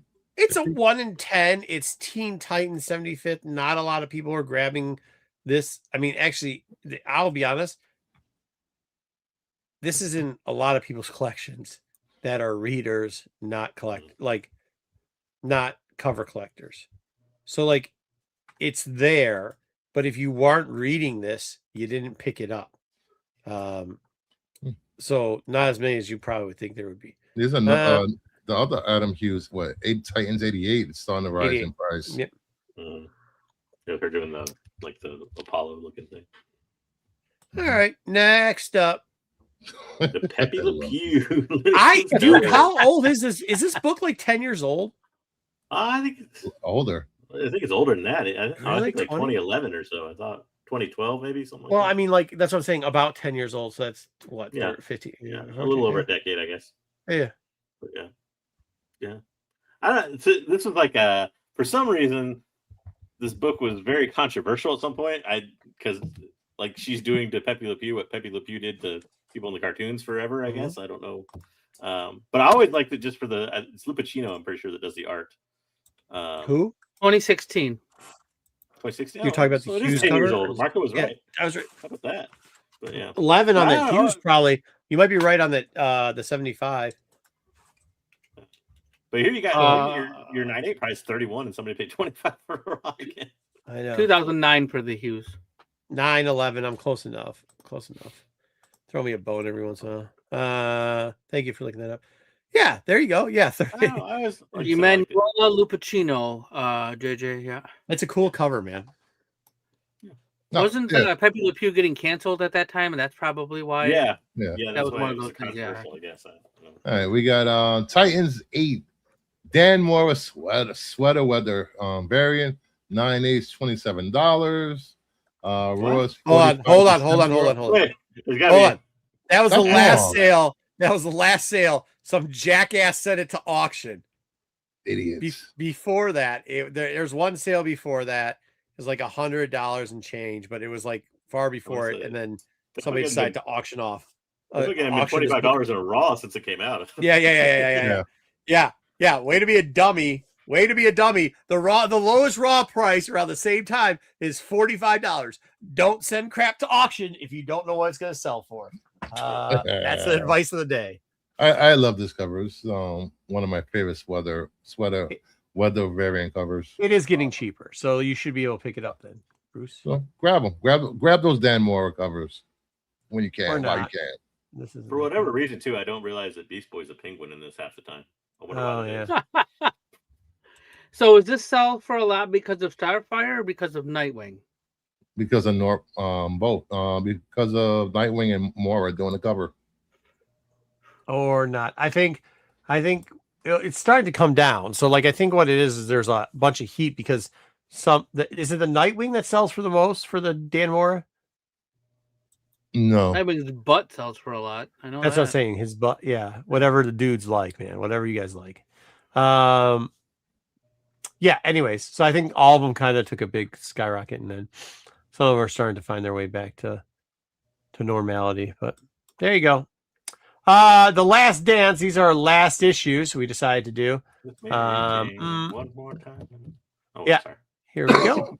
I love. First off, a famous Moon Knight artist on this one. It's cheap. It's $80. But these raws always go for 10 to 15. Like they just do. I actually liked the book before this. I think it's a messed up one. His costumes kind of come out, but when you use black covers, everybody likes. It's not that splatted. It's the black cover dub. And why is that? Oh, because you can't get a 9.8 on it because of the so hard that 9.8s are selling for $80. Yeah. Mm-hmm. Yep. Damn black covers. Damn black covers. But I do like it. I mean, there's those. There's the black with the red on it too. They got a couple. It looks good. I like this cover. That was the second run of Moon Knight, right? Yeah. Second one. That's Mark Spectrum Moon Knight. So yeah. Okay. Mm-hmm. Gwenpool. Brucey. 25. Bruce, are you awake? Hold on. My computer's froze. Oh, it's all right. I'll do it. So there's Gwenpool. Gwenpool number 25. The A covers her in the pool. I should have probably showed that one too. This, however, is like the B cover. 9/8 going for $81, raw 17. However, there's also a 1 in 25 Bartell that goes for probably a little bit more than this. It's probably the 9/8 is probably the same, like $89, $80, but probably about 35, 45 if you can find the 1 in 25. So make sure you're checking out there. I actually like the 1 in 25 better. Either way, it's a final issue and not a ton of 1 in 25s coming out there. Okay. I got a freebie on this one for you. Shirahama, the artist, is now a manga creator. She created Witch Hat Atlas. Oh, there you go. There you go. At LTA, if you use the French pronunciation, which is pretty popular. LTA, if you fancy. Pretty popular anime now. So sounds good. All right. Oh, I love this. Lobo 64. I'm not a huge Lobo fan, but I do like the Demon Etrigan. Yeah, you never get a good cover of him, and this is one of those. Also, it kind of has a this cover's hilarious. Yeah, it has a comedy vibe to it. It goes in the whole. It kind of reminds me a little bit of who used to do the art for Sandman, like the interior. But a lot of different people did. But yeah, I don't know. Keith, Mike Dungenberg. Yeah, I do like Demon covers. Maybe we'll do Demon covers next, but there's not too many of them. You're right. There's like 5. That's the thing. There's not a lot of them, especially good ones. So yeah, not a lot of good ones. All right. Wow. 147, 190, 84. Now this has been had a tick up too, and it's probably because Pete did a video on them not too long ago, and people decide to start picking up these latest. I assume that's low print. What's the reason for that? Yeah, the last issues, because that's why I see it in canceled usually. The whole last issue thing was because it was low print because there's canceling, and then that's why. Now it's the only problem with this one was it's lower print for the 125. There's still a lot of it. There's a 125 out. Where this, it was getting to the end. It was actually low print. Same with this one. The last few issues of the Max are not just this. Yeah, 34, 33, 32 through 35 are definitely tough to get. Tyson, we're doing it next week. Tyson got it next week. Yeah, baby. Thanks a lot, Tyson. Now we'll be doing weeks and weeks of creeper covers. This is a tough one to find. Good luck. The first few issues, the first like 10, 12 issues, you can get those in dollar boxes or cheaper still. You can still find those Max. Even the Darker Image, which is his first appearance. But these last few issues, and especially this 35, are such a tough find. Like if you get any of the 30s, pick them up. If you can pick them up for a few bucks, because mind you, raw. The 14 in a raw here was an auction also, which kind of screwed up. There's a lot that they sell 33, 34, 35 together, and it pulls in as much as the 9/8. So yeah, this one's a tough book to find. So yeah, it's 170 raw. I didn't know it was that high, but I knew it was up there. So yeah, wow, yeah, I see him. All right, next two, I think there's a Absolute Batman announcement. Maybe we'll see. So we tried to do some covers, and then Bruce sold. All right, we got Absolute Batman 13, first appearance like Catwoman in costume. 9/8 about $80, $15 to $25 raw. This is having a new resurgence in price because of Catwoman. Absolute Catwoman #1 came out. Was it because she was on the Empire State Building earlier? Stop. All right. Yeah. Well, it's a thing. Yeah, it's a thing. And she'll most likely be in the animated series. So this book will go up even more. I was talking to a couple people the other day, and we were saying if you actually track Absolute Batman, it happens with all good books. Like it happens with Saga, happens with a couple other books too. Something controversial or something has to happen, and that makes the book kind of get a secondary pop later on. When the annual came out, like beating up Nazis, because we can't say the word apparently because they get offended. But a little bit soft there for inbreds. But whenever you beat up some Naz, I think it's a good thing. And this book, them doing it, apparently that created enough controversy to re-advise or it got people starting to read Absolute Batman. maybe some people who hadn't read it for a little bit got back into it. Maybe some people just wanted to see what it was about, because just like Saga number 10 with the small wankered giant, when Apple decided that they weren't going to publish it, even though they did eventually publish it, it got lots of eyes in on Saga. This kind of did the same thing, and it took Absolute kind of to the next level if you were following it for a point. I actually thought the story was really good too, by the way. It's a really good story, and when it popped when the news organization started covering this book. Once the news picks up, everybody jumped on it. That's exactly what happened with Saga 10 too, with the troll penis, because Apple decided to. What? So Saga 10. So okay, back when Saga 10 came out, there's this gigantic like ogre troll, and it's got a very small Schwandong on it. And because it showed the Schwandong, Apple decided that at the time Apple was covering like comics. It was like a thing Apple was doing. So it was like part of one of their apps or whatever. And they decided, you can look this up, but they decided that they were going to not cover that issue. And then news covered that Apple was not covering an issue. And then all of a sudden, for our readers, we would like to tell you, please do not search Troll Dong in your Google, because Troll Schlongdong. Yeah. Troll Schlongdong. Don't search that. Do not. But it was the first time, at the time, Apple was supposed to be all cutting edge and hip and everything else. So it was big news that they were like offended by a troll Schlongdong. So especially one so miniature. The only reason I'm saying that is because people started making comments of, you can only imagine where the comments went after that. But then after that, you couldn't get Saga, and they actually started reprinting a lot of them. And it blew up, which is great. And it reminded me a lot of this. It's nice to have a book where they print their good stories in their annual for once. I feel like annuals are all too often usually dog shit. Now. Yeah. Shout out Being Up Inbred Nas. It's a good thing to do. All right. Yes, the Batman Arkham special. I like this book. I mean, this mainly it's I believe this is the first time you catch a glimpse of Zatanna. I am a fan of Zatanna in this Absolute universe. I don't know. I'm not caught up completely, but what I've read about her so far is very interesting to me, and I really like the take that is here. And you just get, it's just real quick. I thought it was her on the cover, or I think a lot of us thought it was her on the cover of the other issue, but it wasn't. But she is in this issue, so that's why I like this book. And I think $15 raw is probably what this book goes for. Some of the other covers sell for a little more, I think. But they started doing different. I don't think Zatanna's in this book. She's not. I thought she was inside the book. No. Zatanna's in Absolute Wonder Woman. We got to look at Absolute. Was it Poison Ivy was in this book? Clayface was in this book. I'm gonna go back and everybody thought it was the Mad Hatter on the cover. The Mad Hatter, right. It was not the Mad Hatter. It was a joke on the cover. JJ. I know why you like Batman 20. I got 4 words. Big ass mech suits, baby. Big ass mech suits. Let's go.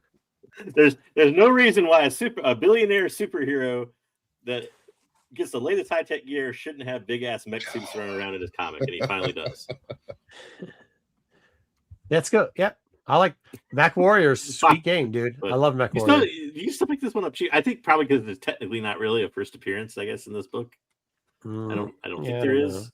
I mean, giant Robin mech suit is technically one, I guess, but 19 is their first appearance. Yeah. The mech. Also, too, it's pretty early, but still awesome. Great to see big mech suits. And then our last category is America. Yeah. Fuck America. Oh, it's wrong. Sorry. I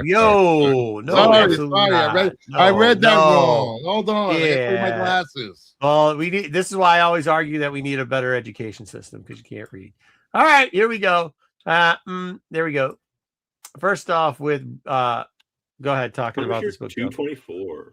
Or JJ. Punisher's War Machine carrying American flag. I've always liked this cover for 2 reasons. One, it's the Punisher. I never really liked that Punisher War Machine story. I thought that was kind of lame, but I do like this because it's an unusual Punisher cover. 4th of July. You usually get Punisher covers. I feel like are dark. Some killing somebody, pointing machine gun or whatever. This is like oddly patriotic for Punisher, which is kind of weird. It is. And then also too, I'm surprised this book is this much. What? Oddly patriotic for the Punisher. What is? Like yeah, you're not wrong. I think it's funny. Two things real quickly. Shout out the USA for winning. I knew they were going to win, so we did this, and for the 4th of July coming up. Just to answer your questions there, Paul. Yeah. Paul. We read this book. I love this book. All the covers. It was between this cover. By the way, the 9.8, 135, 140 Ross 15 to 20. This set sells for a decent amount too. There's a Uncle Sam cover too in this. That's really cool. The book that sucks is the 5th one because it looks like Carnage has got a vagina hanging out and standing in front of America. I like him crossing the Delaware. Was Washington? Is that number 2? I think. Two's Uncle Sam. Oh, okay. I can't remember whichever one that is always one I always like. Yeah. I mean, there's a bunch of them that are really good in it. I just with number 1. Just with number 1. Number 1's easy. Number 1 is easy. All right. Sorry, I'm looking at Creeper covers right now. I'm about to put it in the chat for you guys. Transformers All Hail Megatron number 12. It's Optimus Prime representing America with Megatron's gun. This is an IDW Transformers book. I mean, I don't know. America, Optimus Prime, it's not something you see very often, but it's pretty cool. Big ass robots in America. America. Transformers. There's no sales. There's really no sales on that. Is that? I mean, no. It's no 9.8s is it's hard to find. IDW, but you think. Well, yeah. I mean, like there's one sold in a collection, which is tough. Wait, shouldn't Optimus Prime get deported? He's an alien. All right, we got Batman Outsiders annual number 1, $9.8, $27. Rose at $1 to $5. I love this cover. I was a big fan of Batman Outsiders growing up, so let's go. Yeah, that tracks. They suck. Get out of here. Outsiders were awesome. Halo was amazing. My favorite character at the time. Wasn't Katana part of that crew? Yeah, Katana, Black Lightning, Metamorpho, Geoforce. Gluten-free. All the PC throwaway characters. Yeah. And it's 1984. Do you know where your freedom is? All right. That's all we got for that. What do we have next? News. We have news. Yeah, news today. Don't shit on the stoop outside of the bathroom. You're welcome. That's more like advice, I think, than it is.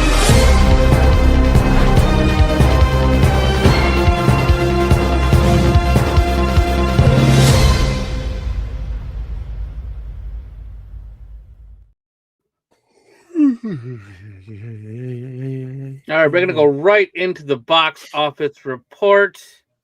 Please do. Any guesses on what the number 1 movie was? Toy Story. It's not. Yeah, it's still gonna be the. Is it Toy Story for real? Toy Story. It is Toy Story. I don't. Man, it's so hot. I want to know what's next week because everybody's going and watching getting some AC this week. Toy Story next week. Hot in club. Well, something comes out 70 million this weekend. I can't remember what it is. Yeah, I don't know. Is it Minions? I think Minions is this weekend. Oh, it might be Minions. Yeah. Family movies just crush, bro. They just do. Yeah, it might not be Supergirl, but Supergirl did almost 40. That's fair. Yeah. Yeah, I mean, Toy Story did what 160 last week, so even if it had a 50%, 60% drop, it's going to be number 1. So. Yeah. Also, too, like it's different. Like I kind of said this the other week. It's like a niche market. Like Bruce asked, I can't take my kids to see Supergirl, but I can take them. I can take them to see Toy Story 5. I can say after watching it twice, you cannot take younger kids to see that movie. Why would you watch it twice? Mm-hmm. Superman, you can. Supergirl, you can. Seeing it once, I would say. So Toy Story is already at 297 Domestically 585, globally just after 12 days it's gonna do crazy. It's already gonna be the best installment of the whole franchise. So Sure. yeah. So let's talk about Pan's Labyrinth is coming out for its 20th anniversary in theaters on October 9th. So if you it's Guillermo del Toro's, was it his first or early movie for sure if it wasn't his first. So if you didn't get a chance to see it in theaters, this is probably one that, just in time for wasn't Halloween time. Hellboy was before this, wasn't it? Was it before it? Yeah, I don't remember. I think at least the first one was. So it was an early movie for him. Yeah, very early one. 20 years ago. So you'll be able to catch it on the big screen if you want. This was a not fun, but it was a good movie. Good to see in the theaters. So I never saw it. 20 years, huh? 20 years ago. Yeah, it's kind of messed up. The characters are messed up, isn't it? Yeah, it was definitely messed up. Yeah, it's a Del Toro movie for sure. Yeah. All right, let's. Michael has become the highest grossing biopic of all time. It's at 977 million for the worldwide box office. Crazy. Oppenheimer was 975, so it passed Oppenheimer. And so, I mean, worldwide, Michael Jackson, and still another part for this to come out yet. Still, so this is another example of don't listen to critics. Yeah, critics hated this movie. Oh, really? Everybody heard it's pretty good. Yeah, but I think a lot of this film's success has been outside the United States, hasn't it? Yep, that's correct. Yep. Who worldwide? I mean, now isn't Siskel and Ebert both dead? Yes, but there are other critics around. Who else is critic then? All the critics died. Everybody's. I don't know. Everybody's just asshole on the internet don't mean you're a critic, dude. I agree. The 30-40 people that submit to Rotten Tomatoes and they have so much power over people. I don't get it. Or the blogs. Everybody don't get it. They have blogs. They're not trained. They didn't go to school for film school or anything. I have a blog. I have a YouTube channel, so I'm a critic now. Some of them barely passed English class. All right, we're gonna talk about this is like, we're in June. No, we're in July now, so June is over. Yeah. And we're gonna talk about the top 5 highest grossing movies of the year so far. We're gonna go through them quick. But I just kind of wanted to let you know what they were. So we're gonna start with number 5, and this is 233.9 million. Obsession came in, and this was this one had a less than $100,000 budget or something, and $700,000 budget. So less than 1 million. Sorry, yep. Yes. So $700,000 budget. It's taken in almost $234 million. This is a crazy disruption type movie for the traditional, movie makers and producers. I think was this an A24 movie? I believe it's A24.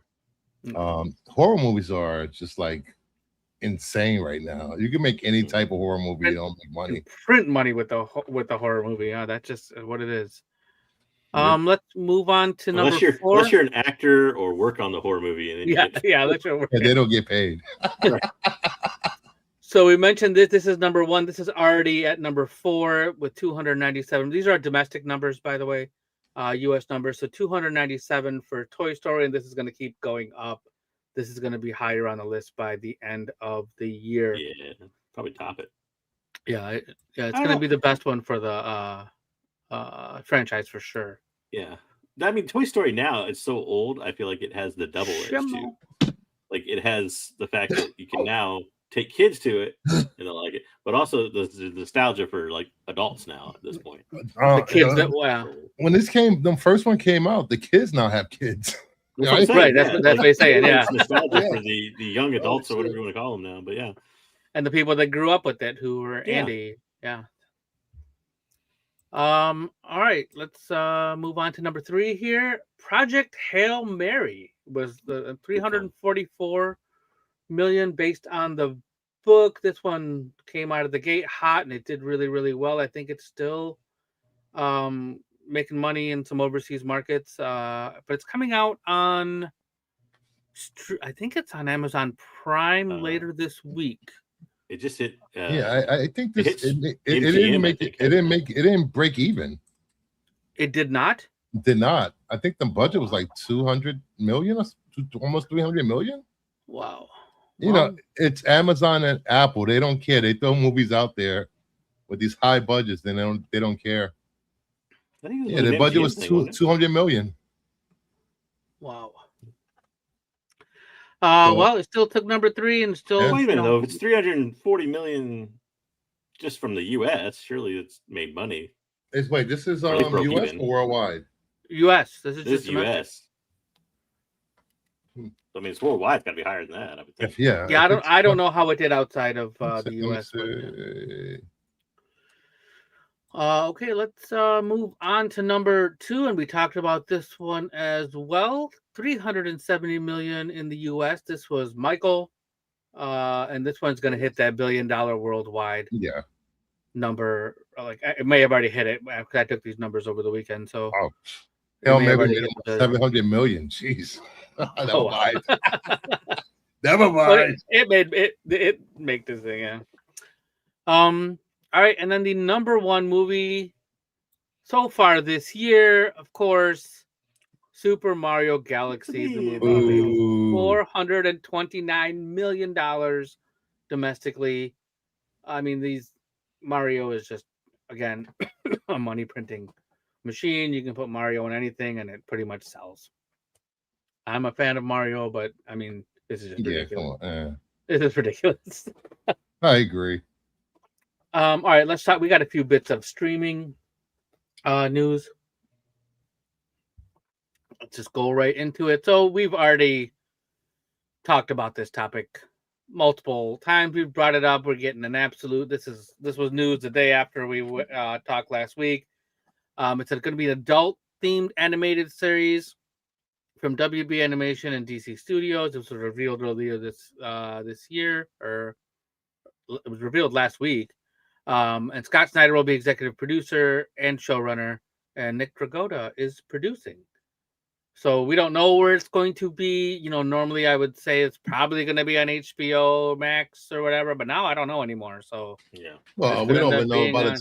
By the time this come out, there might not be an HBO Max. There might not be one. Some other streaming channel. Yeah.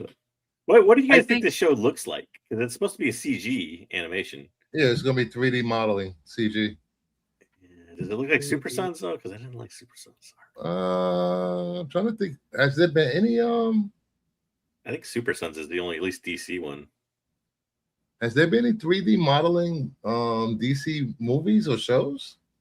I think Super Sons is the only one, and I don't even know if that was wholly 3D. But yeah, I was hoping they let Mark Brooks draw the whole series, but they won't. And then go ahead. Yeah, I don't know. I just don't know how it's going to work out. We'll see. I wish it was like Creature Commandos. I like the animation. I like the animation. Creature Commandos is typical like 2D animation, I think. So we're also getting Crypto, the animated series. This is not going to be an adult one. This is going to be obviously a kid's one. It's going to be following Crypto as he tags along with the gang of misfit criminal wannabes.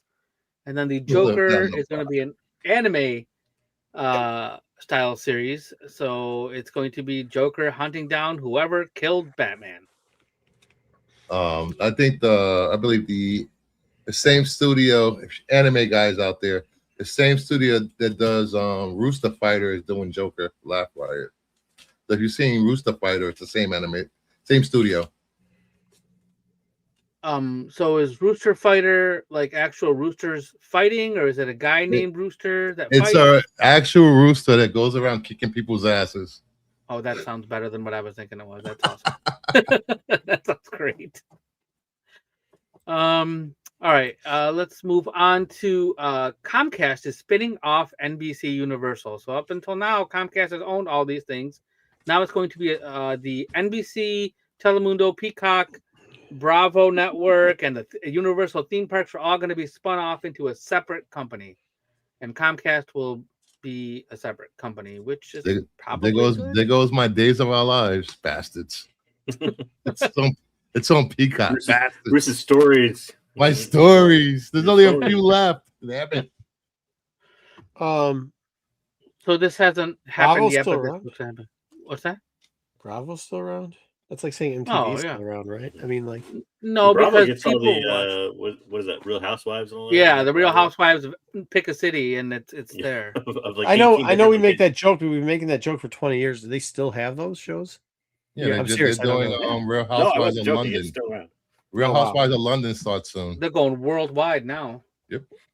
Oh, what do you do? Dubai. I mean, I don't know anybody that actually has ever watched that before, so I don't. Yeah, I don't the even only get I used to Bravo. watch don't know what the Top Chef demographic on is. Bravo. Yeah, like years ago. Yeah, for sure. Years ago when it first started. Yeah, I did watch that. That's the only thing I can remember ever watching. I think I watched up to like season 3. What was the one? The girl that had the girl and the goat in Chicago. 3 or She's a 4. pig paste. Real Housewives of Chicago. So that was about that was up to the one I watched. But I only watched that one afterwards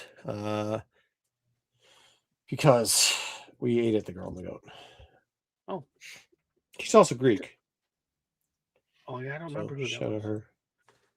Okay, let's talk about Cartoon Network. A documentary is in the works. We don't know what channel this will be on, but it's a 5-part series about Cartoon Network, talking about the different eras and artists throughout its history. I've always more That'd be cool. A Nickelodeon documentary. Nickelodeon. Yeah, I'm not sure who's making this. When I find out more stuff, I'll let you know. But it's definitely going to be like 5 parts is the thing that I read. So, and hopefully Is it it's gonna on be a like network. the life and death of Cartoon Network? Is Cartoon Network still around? I thought it wasn't, but then I feel like it is around. still is. Yeah.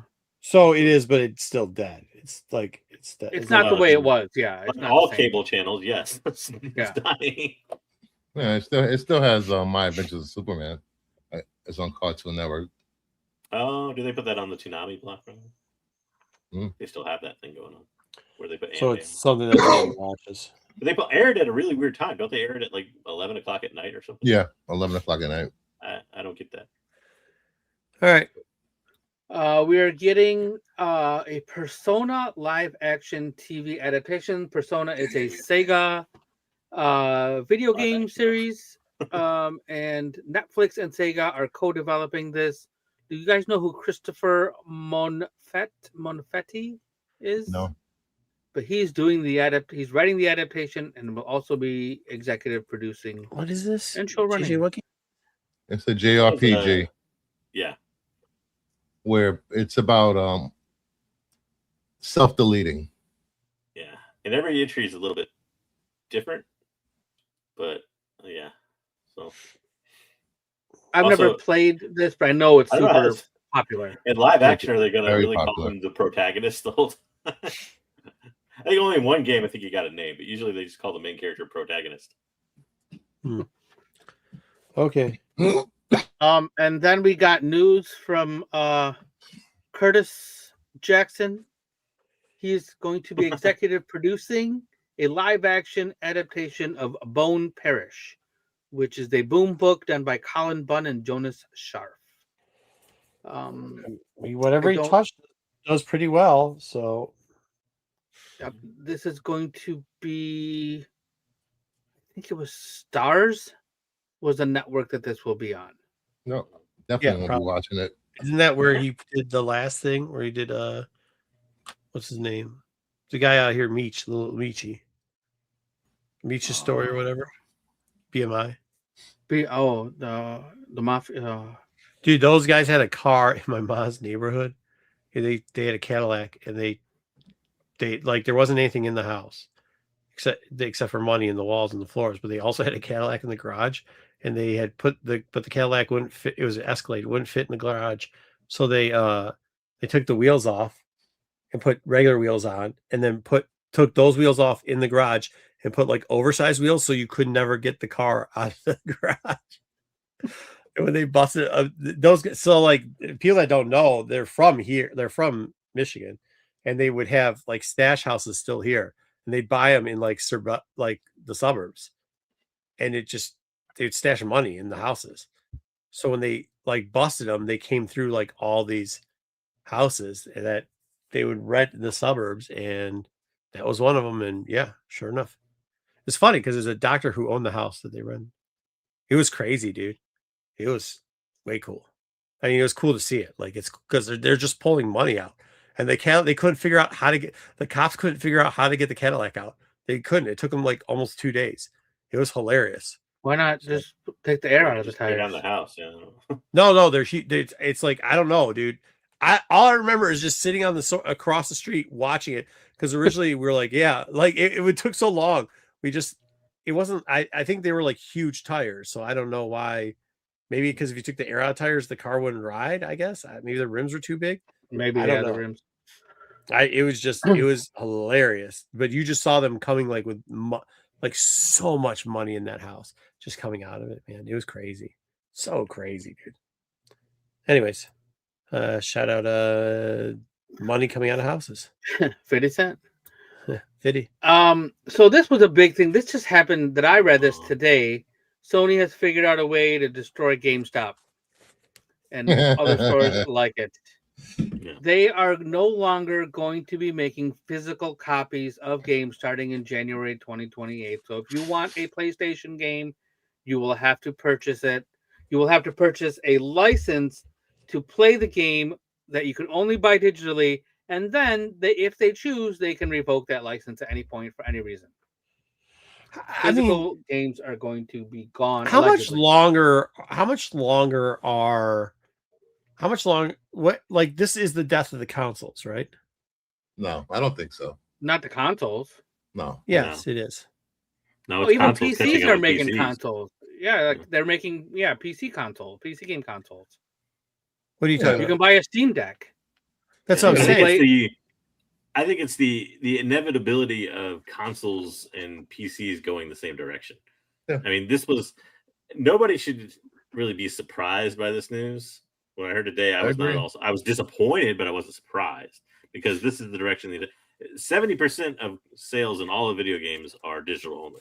95% of sales in PC are digital only. Like, this is just the way. I understand that, but here's where I'm coming from with it, and maybe just because I'm in the streets and you guys aren't. I don't know a lot of people, and definitely a lot of youths, that are buying new consoles. Like, they're not, like, when you look at Switch, I couldn't name somebody. I can name 1 out of 100 people who bought a Switch 2. And I'm not talking about adult people. I'm talking about the youths. You know what I mean? And you start to see some of the pricing change on that. And like, who is PlayStation? I mean, PlayStation 5s, the price started dropping because people weren't really buying. I mean, it's becoming so unaffordable. Why? I guess my question is, why would I not just buy a gaming PC if we're going to go through all this? Exclusives. Yeah. Yeah, but the exclusives aren't that great. What exclusive? What exclusive? What? What are you talking about? PlayStation puts out some of the best first party games. Yeah. I don't know, man. I don't think it's like the costs haven't quite caught up. Because, I mean, when you say that, and your initial costs for a gaming PC and a console are not so far apart now, but the upkeep of a gaming PC is not necessarily the same as a console. I mean, these consoles last for 10 years. I don't know. See, my brother too. I think the mindset, I think consoles are nostalgic to people of our generation and a little bit younger than us, but like, I mean, also, when it comes to PlayStation makes a lot of its mint overseas more than it does here. As far as console. And PC gaming is very popular in Asia, but it's not. Like, no, it's not. It's not the end all. Like in Japan, consoles are probably more popular than PC overall. Nintendo has sold over 19.8 million Switch 2 units worldwide as of March 2026. In the U.S. alone, it sold almost 6 million units, which makes it the second fastest selling game console in the U.S. history. And that's all without. I don't really think that there's not much. Usually, when you buy a Nintendo system, it's for a first-party game. There hasn't been that many great games with which to propel the Switch 2. So. But what I'm saying, I'm not saying, I understand that, because I know who else is buying the Switch. I mean, I don't know all the demographics, right? But what I'm telling you is, there's not a lot of youth right now buying the Switch 2. It just isn't. They're not. There's a reason why the Switch 1 price is not lowered a dime. Well, that's because the Switch 2 isn't really a major upgrade to Switch 1. It's not really a major upgrade. I agree with that too. Yes, I agree with that too. I'm just saying, dude, Meyer, I can't read 80,000. Yeah, Meyer's having a fit in the chat. Yeah. Working at McDonald's calling people broke. I don't think consoles will be completely dead. I think this is just consoles catching up don't with PCs as far as hold on. First off, don't rip on people where they work at. Nah.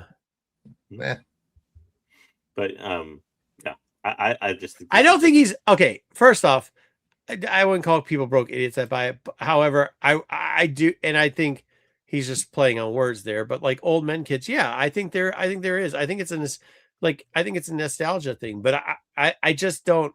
I don't see the future of consoles continuing. But you also got to realize PlayStation is the standard for competitive gaming when it comes to fighting games and sports games.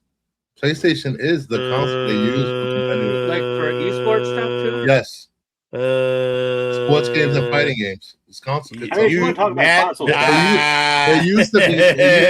Hey Bruce. It used to be Xbox for the longest.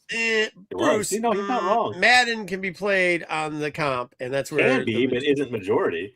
That's where the best players play right now. That is where the best players play right now. Go check out stream. He's right. He's right about Twitch. The top players on Twitch play on PC for Madden right now, and they do this. There's some basketball game they're playing also. I can't remember what it is. Some stupid challenge 1-on-1 game that they play. League of Legends is not a console game. I didn't say League of Legends. No, I'm talking to Meyer in the chat. He said it's not a console game, so. But yeah, League of Legends. You can't compare League of Legends. COD.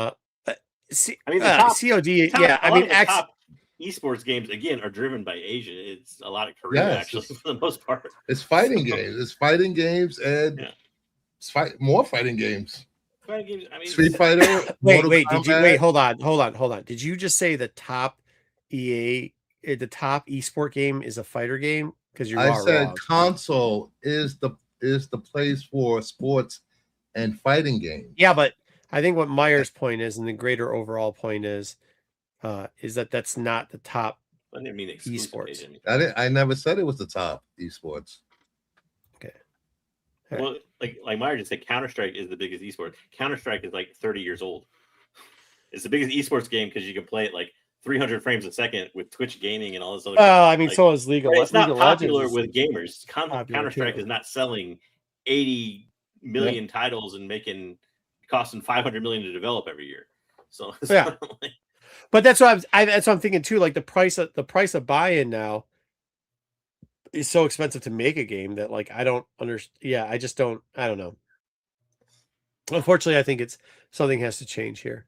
Because I just think it just has to. Yeah, the loot crate thing is a lot. It's gambling. Yep. Yep. Meyer. I don't think he's disagreeing for them to develop and market. Hold on. Yeah. What I think he's saying, Meyer, is no, guy on the left's JJ. And what I think JJ's saying is it doesn't cause Counter-Strike's already there and the loot crates don't cost $5 million to create.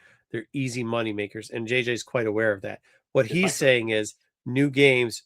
Wait, Meyer, calm down with the texting for 1 second. Just calm down with the typing.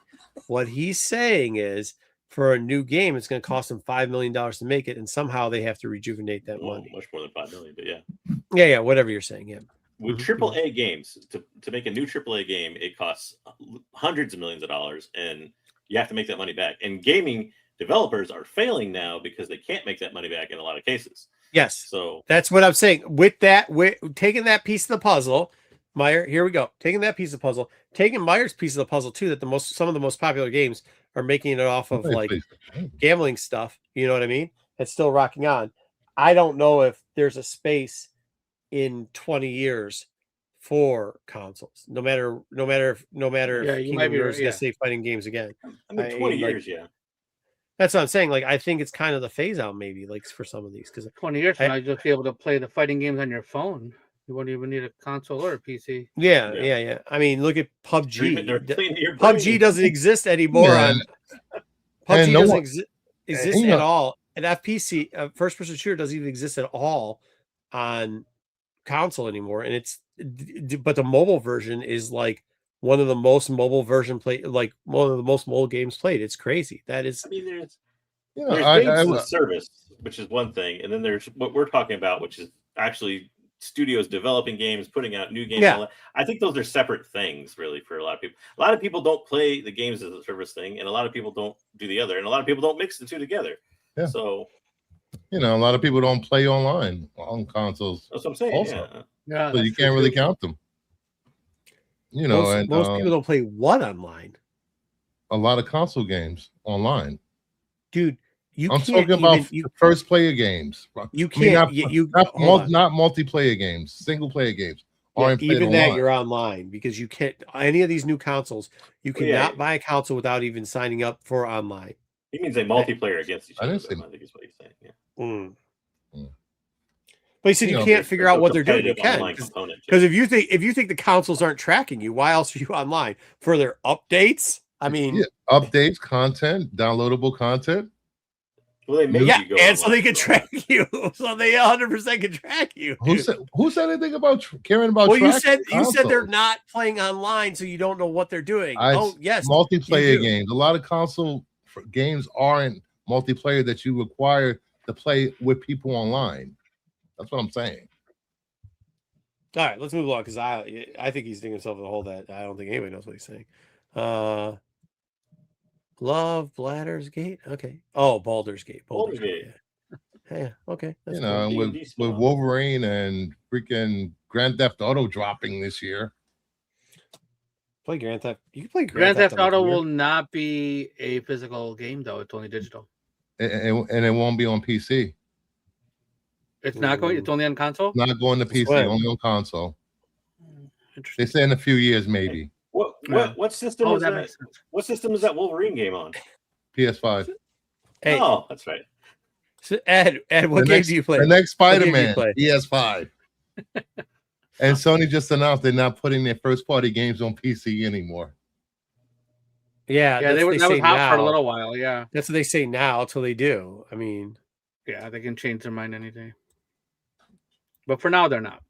Yeah. Let's talk about a couple of bits of comic news. Just a few things.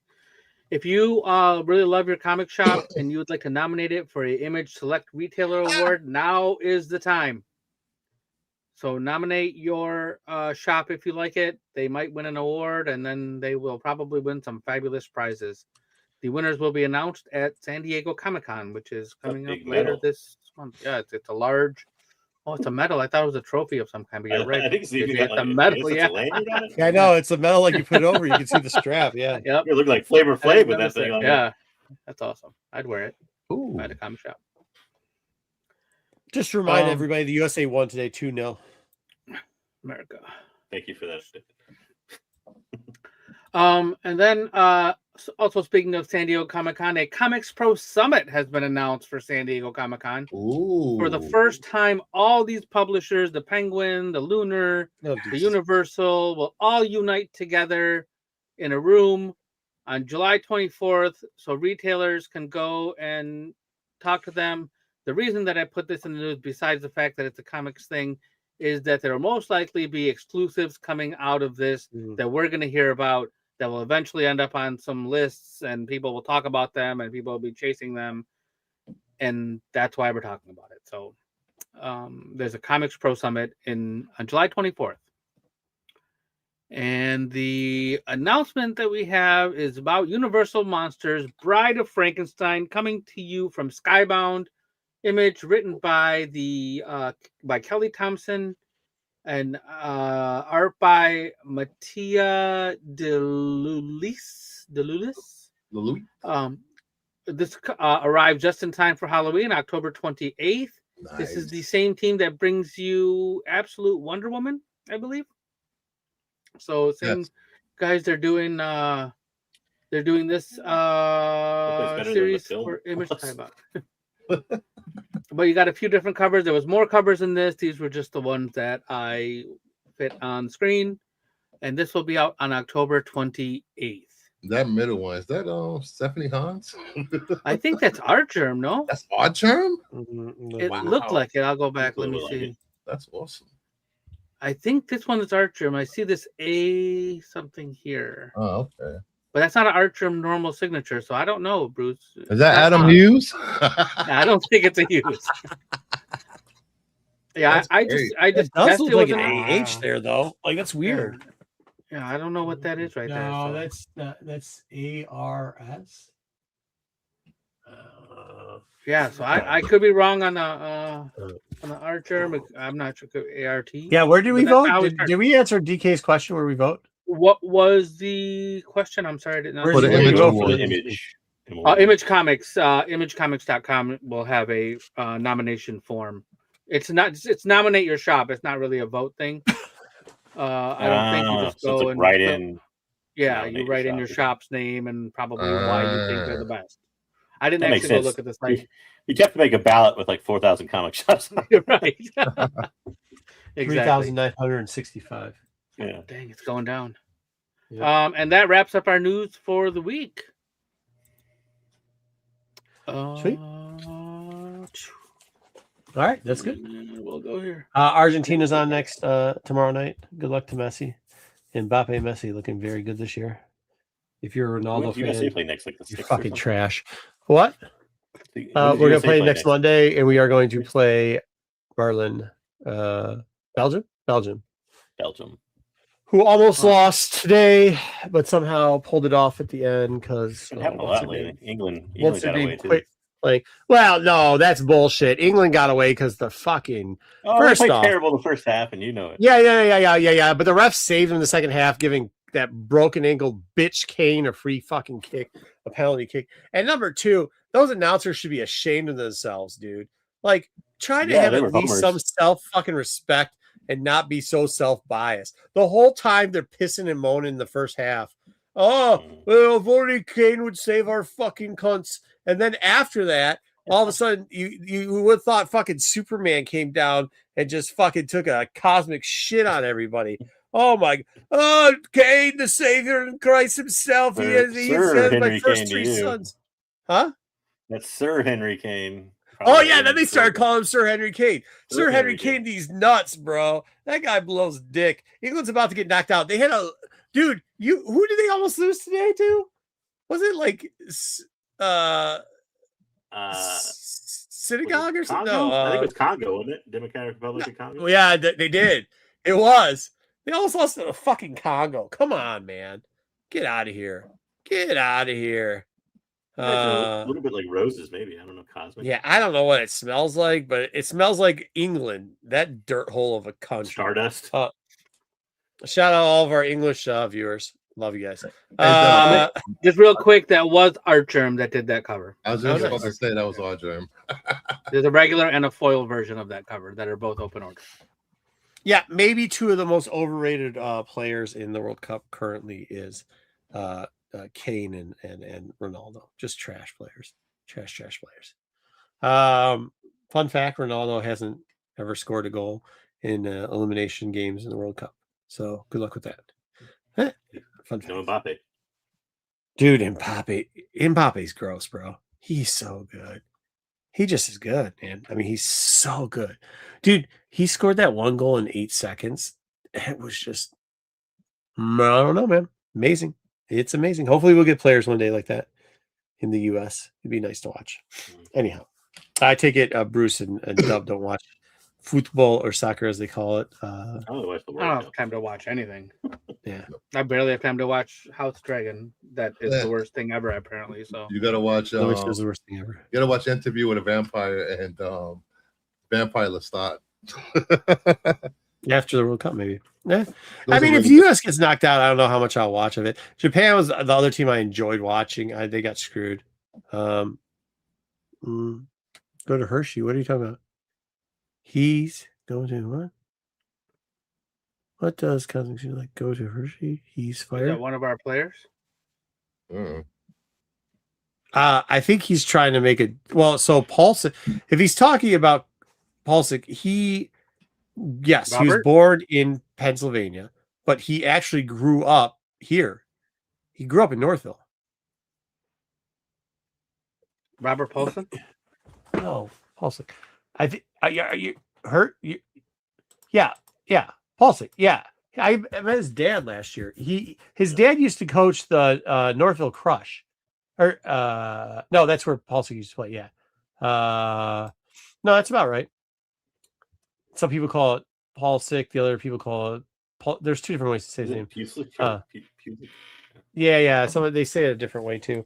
But no, he grew up pretty much. He grew up here in Michigan. Played for a team in Northville. Actually, my son got on offer this year from that team. But yeah. Kristen. His dad coached whatever the one of the teams out this way. Whatever, good for him. Yeah. I wish we would get a different commentator for America. Besides Lexi Lawless. Yeah. That's not even his fucking name. First off, I list Lexi Lawless to go back to his real name, which is not that. Unfortunately, he's a bad representation of Greek Macedonians. And he's a bad analyst. Yeah, the son that lost the shoes. Yeah. Alexa, didn't he play for the World Cup in like the Silverdome? Yes. Mm-hmm. Yeah, that one. The goalie. Same guy. He's the big hairy, there's a guy named Zlatan, and a Swede named Zlatan who's amazing and just a dick. One of my favorite players of all times. And he just all he does in Terry Henry, all they do is just rip it on Lexi Lawless the whole time. Like they just make fun of him. And just look at Harry and just look at Henry and Zlatan. They're like worldwide superstars. And Alexi Lawless played in like the World Cup 2 or 3 times. Oh, not borderline. No, not borderline superstars. Remember Zlatan? I didn't say borderline. I said worldwide superstars. Oh yeah. Like Zlatan's won a bunch of cups. So has Henry before too. Henry coached, I think, PSG for a while. Also, did he manage there? He did something. I think he coached at PSG for a minute. Why that's important is the current coach for the United States, who's an Argentinian. Argentinians where Messi plays for, also coached at PSG when they had Messi, Mbappe, Neymar Jr. These might be names you know, Hakeem, stuff like that. They didn't win that time. Then he went to, did he go to Man U? And then he ended up winning over there. I can't remember where he went after that. But yeah, so we've got a very interesting coach this year. We've got like, I would say he's Phil Jackson. Maybe I'd say, who would you other sports refer him to? Maybe like Pete Carroll. He might be a Pete Carroll of coaches. Yeah, he could kind of do in different leagues. Win a little somebody bit. That follows him around all the time. Huh? Paid a bunch somebody of that follows him around. Well, Messi did for a while. He would play on like 2 of his teams. No, Pete Carroll. Every time you see him on the sideline, he's like walking back and forth, and there's another dude that constantly following him. Massive amount that's doing. The guy. Is that the cord guy? Is it the cord guy? Just some guy who follows him around. That's his job. You haven't watched him too long, Ed. Thank you, Ed. You know what? My kid's back at the camp, and he still refuses to do that portion of the camp because he talks about how he lost his shoes that time. That's the boys' camp at Cranbrook. He refused. He's like, I'll do sports. I'm never going back to the boys' camp because I lost my shoe that one time. Like, dude, get over the shoe, buddy. Song. Huh? Like the Weezer song. Mm-hmm. But Ed has been watching for a very long time. Yes, and it is that son. Yeah. Who's our best? I think you need to look at the team a little bit better. He's good. Don't get me wrong. But what's his name? And I hate to say this because he's the son of a Green Bay Packer. Is pretty good right back on our squad, and Freeman's also pretty good too. We've got some good players. I mean, we've got a lot of young talent that's fast, and then we've got some guys that can step up. So, all right, enough soccer talk. Sure, okay. Hopefully, we'll be talking more. Be patient next week. Creeper covers. Next week, Creeper covers. So be patient. I know you guys are all excited about that. Yeah, because we just lost 5 viewers. Creeper covers. Yeah, you are the Creeper. What about Toy Story variants? There you go. Wait,